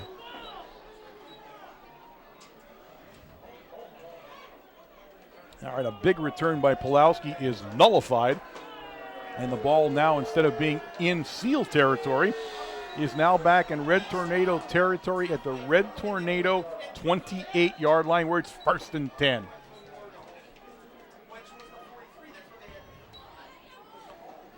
All right. I formation for the Red Tornadoes. Back to pass, but he fakes it. Fakes it to Pulowski, and he tried to hit Demetrius. We haven't seen this play all year. Tried to hit the back then. I mean, it was a fake reverse, or like a Statue of Liberty almost fake, as he turned and tried to hit the fullback out of the formation, but too high. But I'll tell you what, Pulowski was open coming around. Yeah, Pulowski should have given it. Yeah, should have given it to Pulowski. He had a head of steam and some room to run. And room to run. There's nobody even guarding him coming across that play. Yeah, we haven't seen that play at all, in fact, this year. That's the first we've seen him run that play. All right, Wasilewski will go back into a shotgun formation on the 2nd and 10 play, and he has twins right and left here as he looks downfield and he fires it, and he's got his man Pulowski, and Pulowski will pick up the first down up at the 40-yard line. Great pass by Wasilewski. Good protection by the offensive line there for the Tornadoes. Wasilewski steps up into the pocket and makes a strike to Pulowski, and Pulowski picks up the first down. Nice. And I'll tell you what, that was thrown with authority there. Boy, he didn't think twice about it. He just winged it. It went right at Pulowski. And Pulowski's so dangerous. Again, the fastest man on the field right now is wearing the white jersey in 21. Okay, we'll go into an I formation now. He has two guys split out to the left of the formation. He hands it to Haynes. Haynes makes a nice stutter step, but Haynes will be brought down immediately. And he's brought down there by 16. number 16 was the initial hit. Ocker with some help from Frederick. Yep. Ocker wasn't even touched. I'll tell you what, if Ocker is blocked and shielded, Haynes has some yardage in front of him. Yeah. So we're gonna not quite a yard loss. It'll be second down or second down along 10 for the Red Tornadoes here. Down to 25 seconds left in this third period of play. Yeah, we're back into the shotgun formation here, and now Roman comes in motion. Stoppage of play here. Before the play got all the way going, I don't see the flag, Wayne, but it might be down here. It might be in front of the Red Tornado bench. I can't see that guy down here. Motion. So a motion penalty against the Red Tornadoes. And I believe that we turned up field too quickly is what happened there. So I think that's what happened. The guy in motion made the turn up field a little quicker than he should have, and it results in a 5-yard penalty. So now it is second down, and it's almost 16 yards. Yeah. It was a long 10. Let's just call it 16 and be done with it. So we'll go now into a under center, one guy, DeMarco, the lone back in the backfield. And now that, ladies and gentlemen, I believe is the end of the third quarter of play here with the score. The Selingsgrove Seals 27, the Red Tornadoes 19. All right, guys, you have heard an excellent football game for 3 quarters here. We got 1 more to go, 12 more minutes here in Selingsgrove on the final night of the regular season, and both teams have laid it all on the carpet here tonight. They've pulled everything out they know to try to win this football game. 2nd and 16 for the Tornadoes starting this last period of play. Coach Brennan standing on the sideline, of course, getting everybody in their correct positions. Look, this is what we are going to run. This is where everybody should be. Let's go out and block and do it. You're able to lip read? I can. Oh, I didn't know that. I got to be careful then. All those things I've said about you. I didn't know you could read my lips. Holy jeebers. Well, I learned something new every day. No wonder you were mad the other day. No, sure. I didn't mean that. I mean, I didn't. It came really? out wrong. Okay. All right. It did. It came out wrong. All right, the Red Tornadoes come out of the huddle, out of the timeout huddle, and they're confused already. Yep. So much for reading lips. All right, they got a trips right formation for Washaleski. And nice, that was a nice pickup that time. Pulowski will catch the ball. Number 15 made a nice stop on Pulowski. Taylor Doak. Taylor spells his name T-I-T-E-I-G-H-L-E-R. I've never seen that one. That's a new one there. Tyler. Sorry. Put an A in there, but it's Tyler Doak. But I've never seen Tyler spelled that way either. That's an interesting way to do it. I like that. Pickup of 10 yards for the Tornadoes. Of course, 3rd and a long 6 right here. Puts them in a good position to pick up the first down. The Twins. And this time, Washaleski's going to pitch it out on the option, and this is going to go nowhere. This is going absolutely nowhere as number 15 once again on the stop. Taylor Doak puts Haynes out of bounds, hard out of bounds, and it's 4th down. Yeah, an ill-advised play. That again, the too much pursuit to the lateral pursuit by the Seals, and they're very, very quick off the ball. They couldn't get around Trigo. No. Trigo was actually one of the guys that strung it all the way out. They couldn't get around Trigo, and that was enough for Doak to come in and take him out of bounds. So 4th down, Washaleski in a punt formation.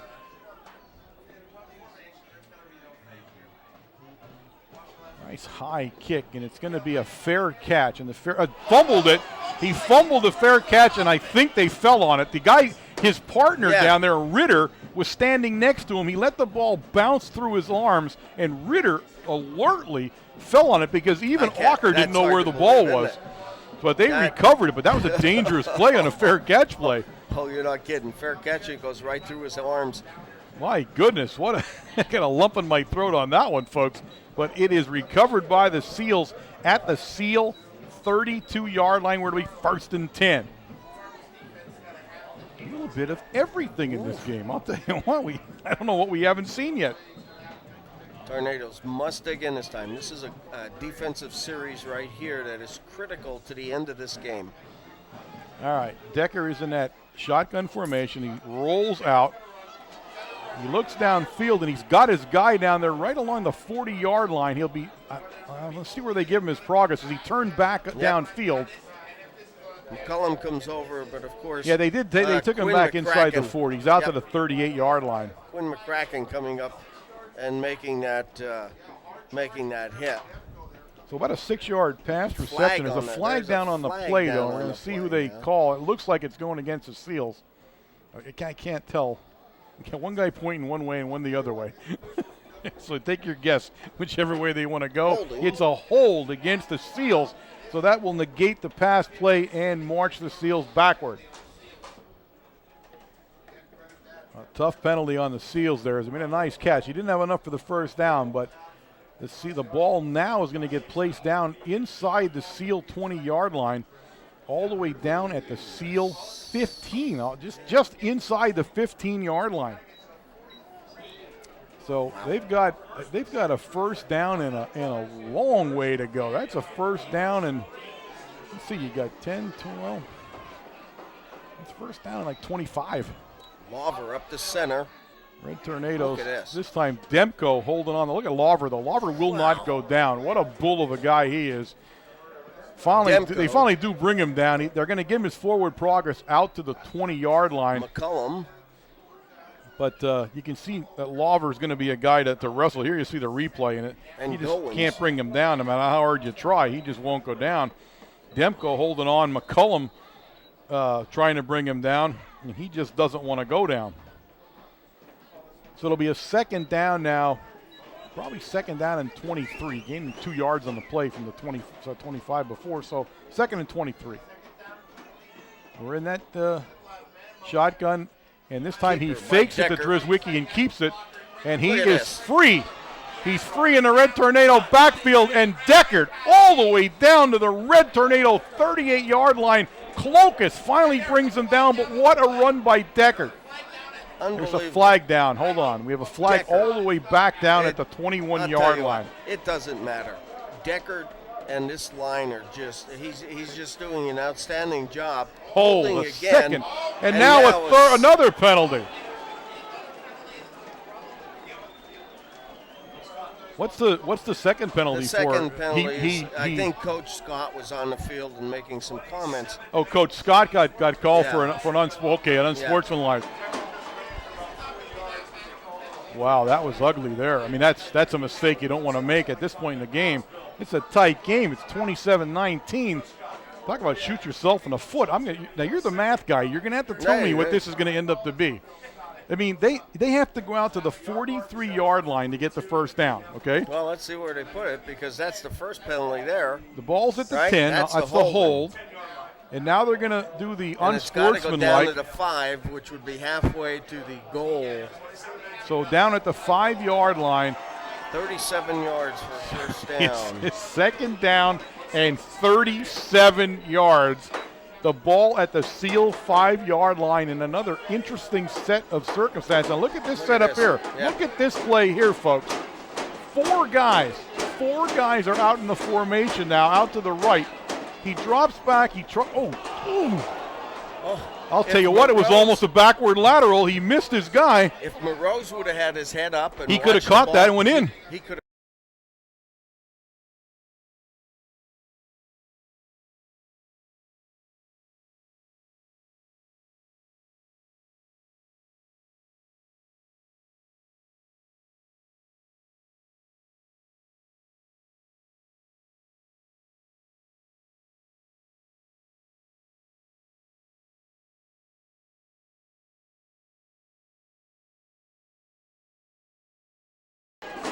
All right.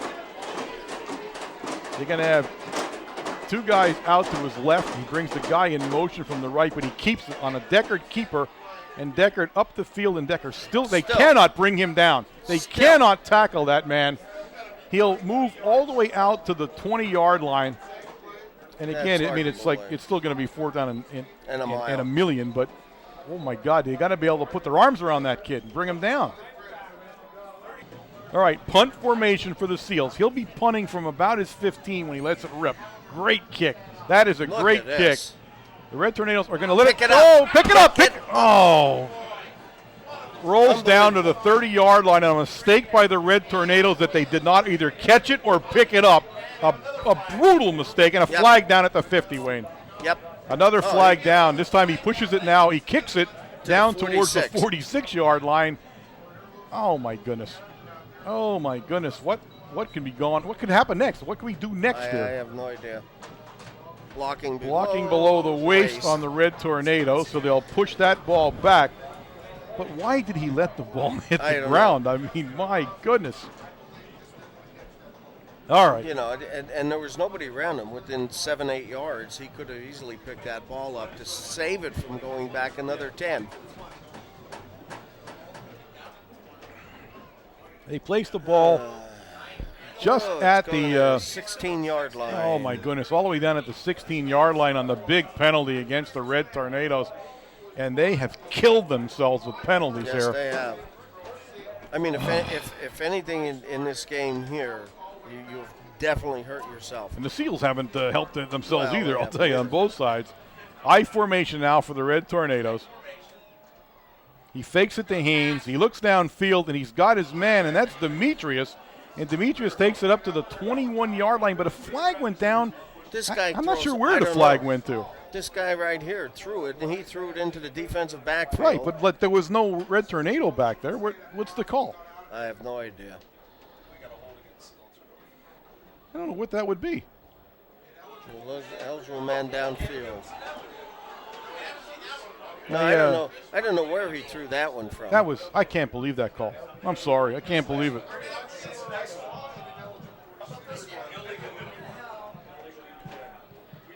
Well, you know what? How many? There are what, like 27 rules in the book?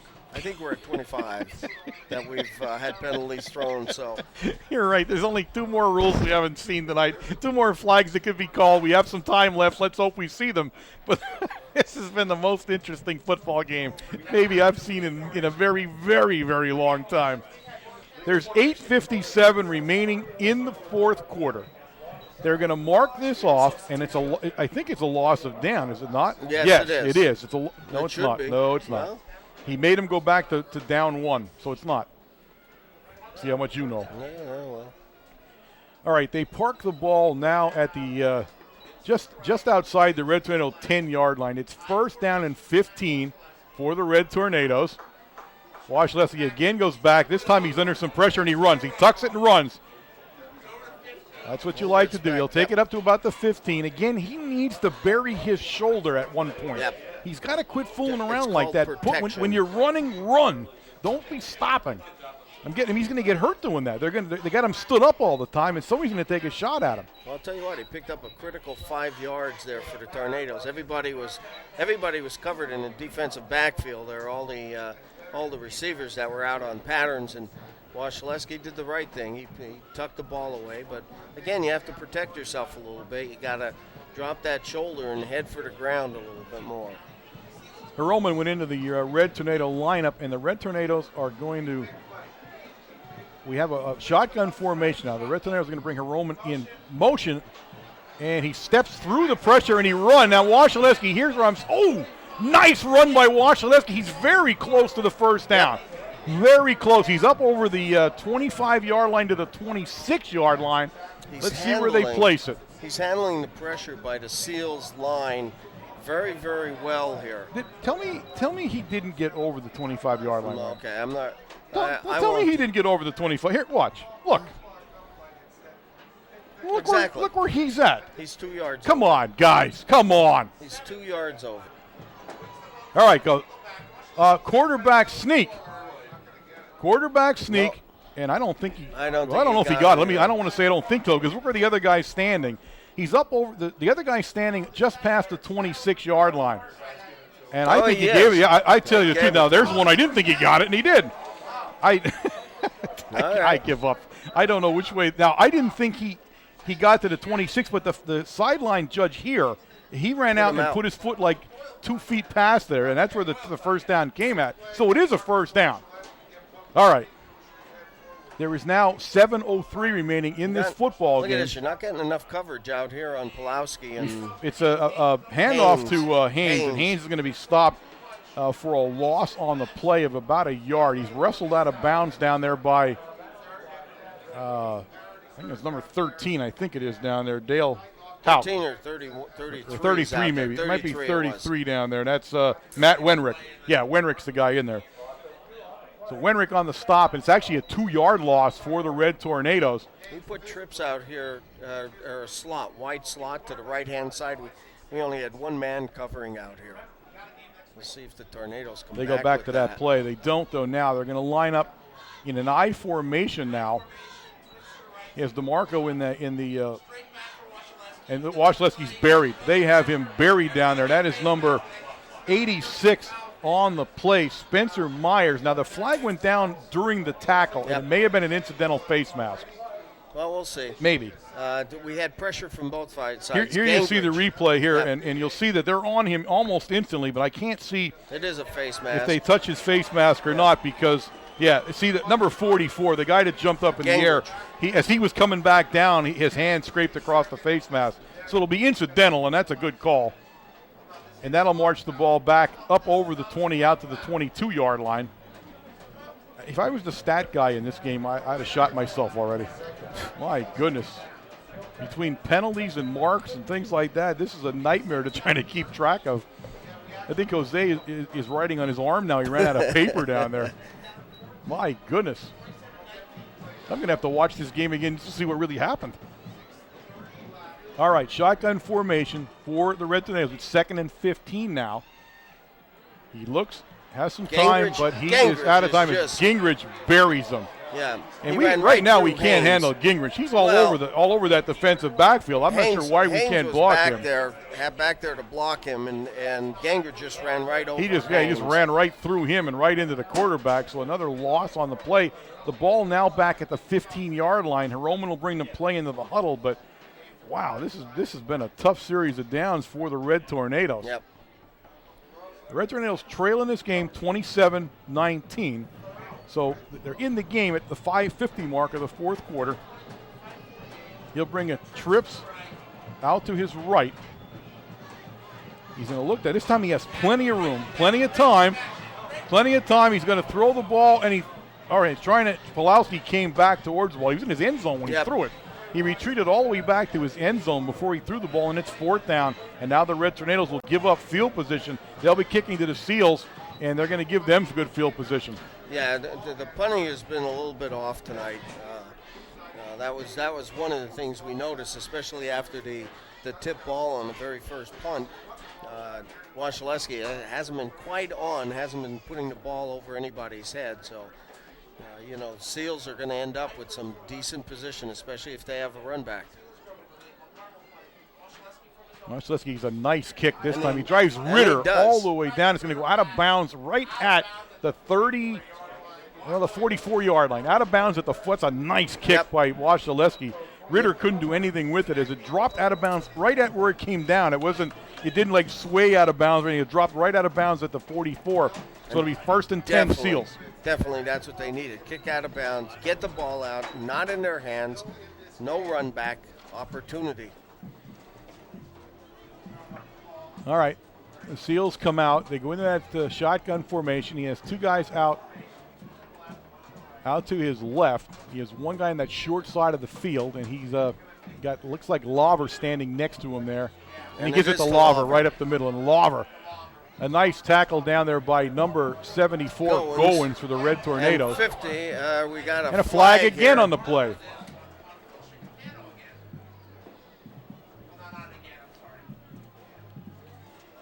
It's going to be a personal foul against the Red Tornadoes, I believe. I think that's what it is. The flag went down in the backfield there. Yeah, I didn't see it. I was watching. Personal foul, face mask. I was watching Goins, and I didn't see Goins grab it, but he could have. I didn't see him. It was somewhere else. Okay. It was somewhere else. But it's a big down one. In the back. It's a big face mask. It's 15 yards, folks. I think he's grabbed the face mask, and somebody was wrenching head, back and forth, the helmet back and forth, and that. So they marked the ball down at the 36-yard line. Now it's 1st and 10 Seals from the 36. 5:13 remaining in the ball game. And they fake it to Dreswicki and Deckard, and this time McCullum will wrestle Deckard down at the 30-yard line. Well, when they get that play rolling, and it's so hard to stop because everybody's moving that way. He just slants off the tackle block, whichever way the tackle takes him. I said, Deckard is the fastest, the quickest, crispest quarterback I've seen, and he's been doing this now down to 4 minutes and 30 seconds left in this game, and he's just as crisp now as he was at the beginning of the game. Yeah, he is. I mean, he's a senior leader out there, and he's shown it. The ball hit the ground that time, but he picked it up and handed it to Lawver. Lawver will pick up only about 2 yards on the play. It'll bring up 3rd down. DeMarco and Steck make that tackle. 3rd down and 3 now for the Seals. The ball sitting right at the Red Tornado 29-yard line. Time continues to tick away for the Red Tornadoes, 4:08 and counting. Greg Kanovich goes in the tackle position on the left side for James Goins. All right, under 4 minutes as they come up A big play for the Red Tornadoes here. Drzewicki goes in motion. He Keeper. fakes it to Drzewicki, and again a keeper. And look at the room he has. Look at He's this, free. that is He's a back. touchdown. He's into the end zone. They absolutely could not stop that play tonight, and he ended it up. And that's going to put the final nail in the coffin here for the Red Tornadoes at the 3:46 mark. They could not stop Deckard, the senior quarterback, and he prances in there from the 29-yard line. The score now 33-19, and Walls in to attempt the extra point, but in the end, they just overpowered us. They really did. We could not stop that quarter, and he almost always ran to the one side all the time. Off tackle on the right-hand side. Always went to his right all the time in the formation when he ran it. So the Red Tornadoes almost block it. He is the only kicker that I've seen hit the ground every time he's kicked the ball tonight. I mean, somehow, like most kickers avoid it. Somehow he gets on the ground. Now he got one. There was one call, but I mean, and that's a no call there. Right. That's a good no call. But every time I look at him, he's on the ground. So he's pretty good at that. I gotta give him credit on that one. So it's up and it's good, and it's 34-19. Seals. The Red Tornadoes get ready to receive the punt. You'll have Pulowski down there along with Hepler and DeMarco. The change down there is that Haynes, after that second injury, Haynes has not gone back deep for the Red Tornadoes since the injury. Although he has been in on the offensive lineup, he's not back there exposed. And again, the Red Tornadoes, no matter what happens tonight, they're looking at another game. So they would have liked to have a home game, but I would have liked to have a home game. Oh, me too. I don't think that's going to happen. But there's still some time here. Again, 3:46 now as Walls gets ready to kick. Walls had a great kick. The one before this all the way down to the goal line. So we'll see what he does. The Red Tornadoes have bumped up a little bit from their last formation. They're now at the 5 instead of the goal line. So they don't think he can do it 2 times in a row, I guess.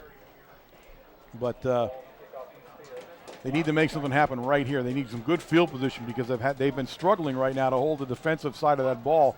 Gingrich, he's been all over that offensive backfield. It goes deep to Hepler, and Hepler will take it right at the 16-yard line. He reverses field, but he goes nowhere. Number 12 down on the play, Justin Klein for the Seals. The Red Tornadoes take over, 1st and 10. They'll place the ball at the 22-yard line. 22-yard line. All right, Wasilewski will trot in there and see what Coach Brennan has in store here. James Haynes is back into that lineup again.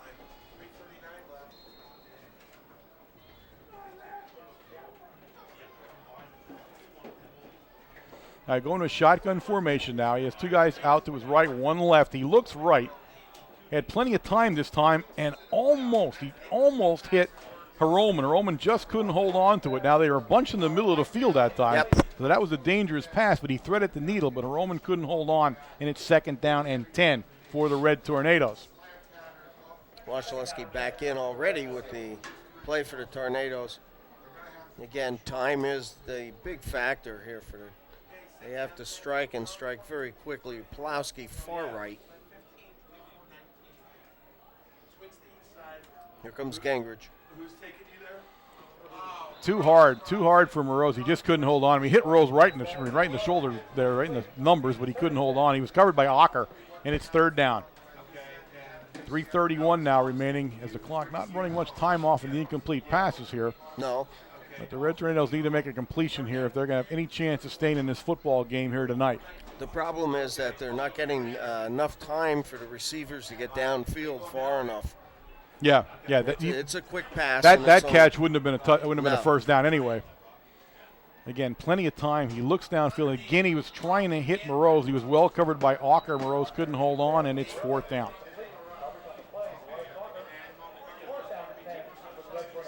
So the Red Tornadoes forced to put their punt team in now as the ball is still sitting at their own 22-yard line. Wasilewski will do the punt.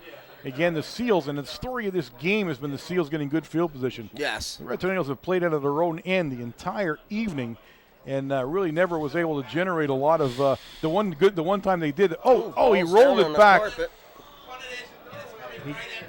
The center rolled on the carpet. Wasilewski could not get a hold of it in time. He kicked it out of bounds, and he actually kicked it out of bounds it may go out of bounds right at the line of scrimmage. I think you're right. Just about. Is that where the guy's standing at? He's about 2 yards past the line of scrimmage.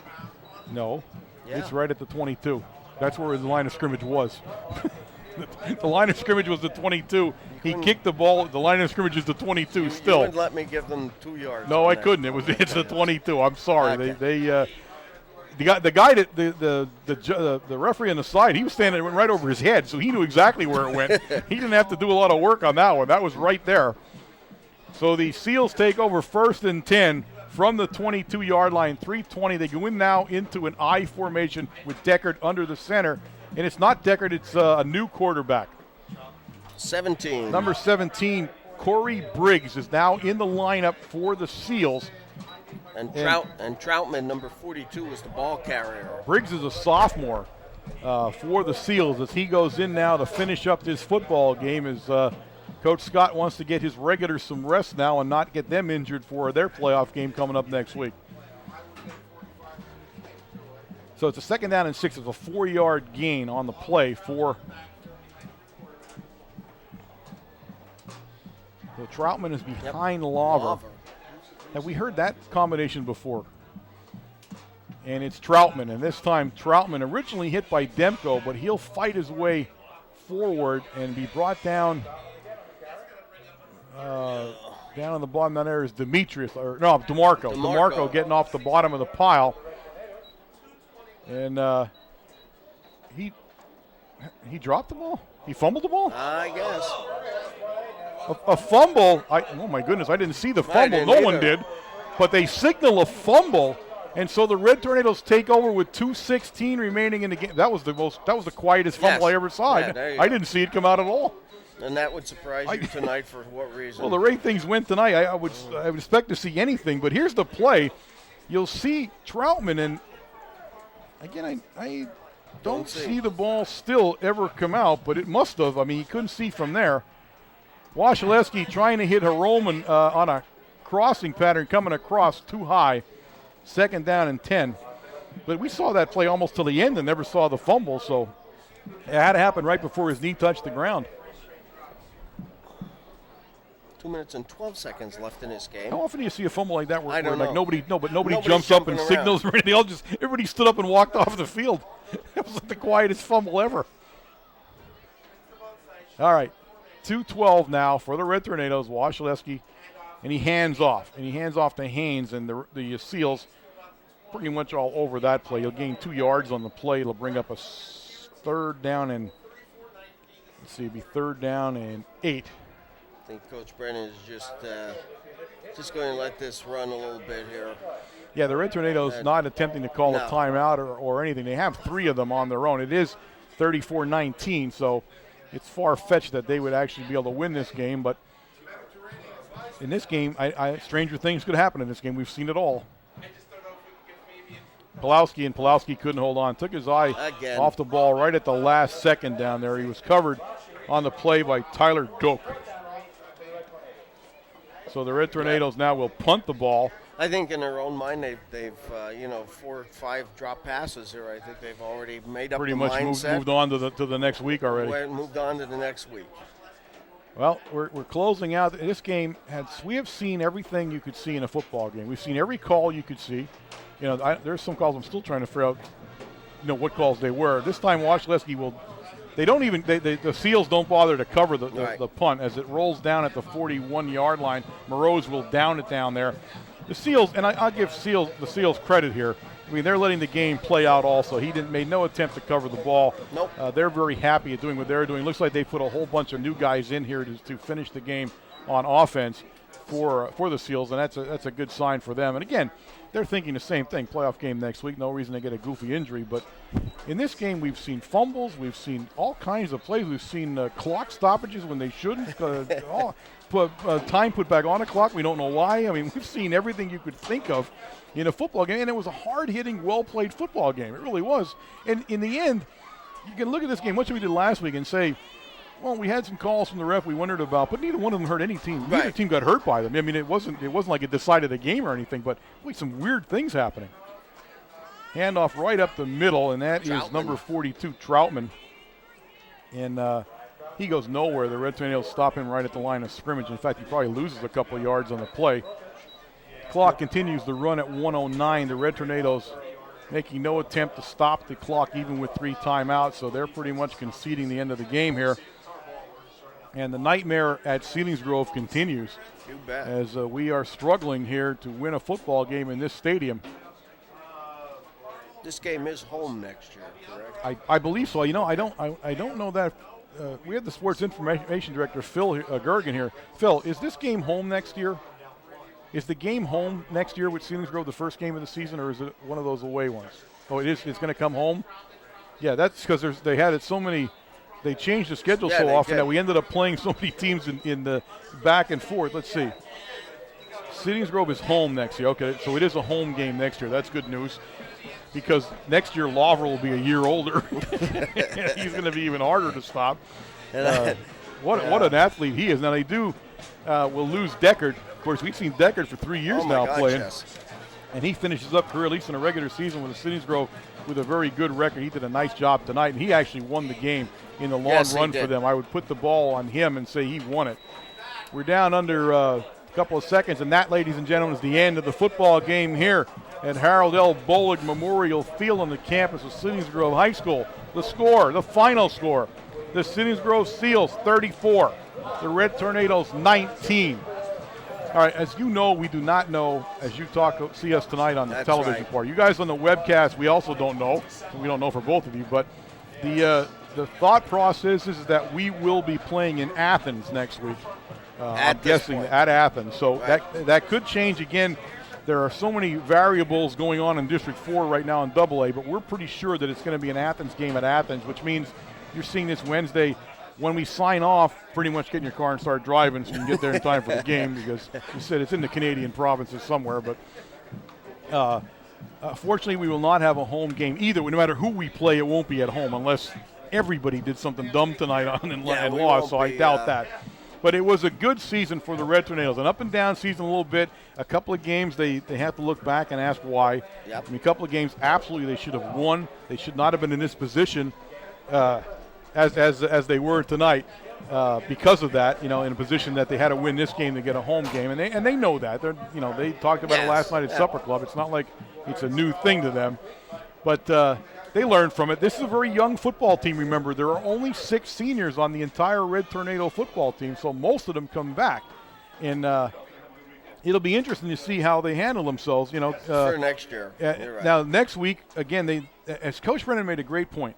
Coach Brennan said last night, "Look, win or lose, on Friday morning or Saturday morning, it's a whole new thing. It doesn't matter. Nope. It doesn't matter if you win or you lost." He said, "On Saturday morning, all you think about is the next playoff game." So that's exactly what will happen. They'll look forward, and I said, I'm assuming you know when you're watching this game already what it is on Wednesday, but they're going to turn around, they're going to regroup themselves, they're going to say, here's what we need to do. And I'll be truthful with you. They played a very good AAA school, a playoff-bound AAA school, as well as you can expect. They really did. And probably closer to going to be Quad A than they are AAA. I mean, that's how large the school district is down here, and it's growing in leaps and bounds. And I'll tell you what, this was a tough team, and we had some difficulty in the second period there until the half, but we came out in the third quarter, and really worked very, very hard.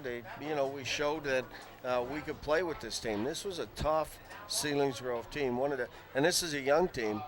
This is one of the toughest teams. A lot of them come back. They lose their senior quarterback, but a lot of them come back. Now, and again, we wish Selingsgrove the best of luck. We will not see Selingsgrove again, obviously, as they move in to the AAA, and you'd love to see a Heartland Conference team coming up next year. That's right. Go deep in the playoffs. Now we have Jose down there. Jose, can you hear me? Yeah, I got you, Warren. All right, Jose, why don't you go and give us the end of the game stats? All right, for Selingsgrove, in a really nice effort for them tonight. 42 rushes, 247 yards, 6 of 11 passing for 82 for a total offense of 329 yards, 18 first downs. So they really had the kind of offense that we expected them to have, and I think Mr. Deckard probably really led the way tonight with all of the misdirection and all the keeping. For Mount Carmel, 39 rushes for 84 yards, 10 of 17 passing for 121, and 11 first downs. And I want to point out that at one point, Marcus was 8 of 8 for 99 yards. So after that, he went 2 for 9 So Selingsgrove adjusted. We had about 3 or 4 drops, and that didn't help anything. And we talked about coming into the game, we had to make plays on offense and make a stop or 2 on defense. And Coach Schick and I talked a little bit during the end of the game, and it was one of those games where you said that we were never in the game, but we were always in position that we could have won the game and taken it away. And it wouldn't have been just, but it was that kind of weird game. Offensively, James Haynes finished 20 for 59. Dave DeMarco was 5 for 24. Pulowski was 2 for 13. And Marcus was 12 for -14. A lot of those coming on sack yardage. Reception-wise, Pulowski 4 for 77. Moreau's 2 for 13. McCracken 1 for 20. DeMarco 1 for 7. Haynes 1 for -4. And TJ Hiroman 1 for 8. Noteworthy on the night, Marcus gets his 9th 100-yard football game out of 10 this year. James Haynes misses the 1,000-yard mark by 32 yards, and Matty Moreau's becomes only the 6th receiver in Mount Carmel history to have 700 yards receiving in a season. The others being Tim Wargo with 2, Joel Gonzalo with 2, Dabby Niglio, Jed Karpinski, and Stevie Matsura. So he's put himself in some pretty good company reception-wise. Yeah. Although I think he'd have given anything for a win tonight. Well, I mean, again, and you said it. I mean, this is really a weird game, and neither team could get anything going. We had more penalties than I think I've seen in I don't know how long, and that didn't help any. We had such weird stoppages in play where you just couldn't get your momentum going, and it seemed like every time you did something good, you were called back on a penalty anyway. So yeah, it was for the 10th game. It was a tough game to understand that we would have that many penalties. Yeah, on both sides of the ball in the 10th game of the season. Yeah, you're right. I didn't get a chance to keep them obviously because there were so many, but I'll bet there had to be at least 20 penalties tonight on both teams, and it hurt us a lot more than it did Selingsgrove. Although they put the ball on the floor, and they gave us opportunities to come away with the win, and I thought it was a good game. I thought it was a competitive game, and the statistics show that they dominated the game, but it really wasn't like that. If that makes any sense at all. I mean, until Decker ran into the end zone in the last 4 minutes of the fourth quarter, it could have went either way. Yeah, you're right. I mean, it was a 1-touchdown game at that point. I mean, we saw. Now, I mean, think about this game. Of all the things we saw, think about the play at the when we pinned the Seals back and it's first and 35 or whatever it was. Yes. Yep. On the 5. Yes. Now think about the play they called on the 5-yard line when they threw the pass to the 4 guys that were out on the. On the bunch set. I mean, yeah. Can you believe they would call a play like that with a game? It's a 7-point game. And they throw that pass, and they would do it. Yeah. If Moreau's would have had his head up in the air, yeah, he had an opportunity. He had an opportunity to make that interception. It's almost like somehow Halloween spilled into this game and made it weird. I mean, for the Seals, for the Red Tornadoes, I mean, for the officiating, they had a heck of a time at times doing stuff. It just was you wonder. I mean, you kind of start wondering what's going on down here. You know what? Let's use entertaining as a word instead of bizarre. All right. But we can go with that. The good thing, Warren, is we're going to still play. We live to play another day, and we're going to get back into AA. We'll play next week, and it seems like Athens, but you never know. Things could have changed tonight. The Jersey Shore game that we wanted to go in our direction, I think Phil told me was going in our direction. So that's an interesting thing. We'll get to play Athens. Probably have to travel up there. Selingsgrove plays AAA, and we've played the last game of the year for the last 9-10 years now, and it's always meant something. And the good thing about it is that's not going to happen anymore. Right. We're going to open with them we talked year. about that a little while ago with Phil, that we open next year at home with them. Yeah. So with the 3 S's, Shikellamy, Selingsgrove, and Shamokin. The 3 S's, I didn't think of it that way. Yeah, and then Southern goes to number 9 spot. So it'll change around, but it won't come down to the Selingsgrove game anymore. And, maybe that won't be a bad thing. I think Selingsgrove traditionally gets better week after week after week. Absolutely. I mean, they're tuning up for a playoff game. So, I mean, absolutely. And like Coach Scott mentioned in the paper, he wanted this game. He needed it as a tune-up for a playoff, and he got it. He got a good football game because they're going against some team next week that he's Juniata or somebody. Yeah, and he said it's a mail in the score. I don't know where that is even. Yeah, I'm not sure either. All right, Jose, we appreciate all your help tonight. for myself, Warren Altamar, And Wayne Brokenshire. and of course Jose down on the field tonight. This has been a sports presentation of WKMC TV. We will see you in 2 days' time in the playoffs. We want everybody there. Get your red and white out, wear it, and be in the stands. Good night and be safe.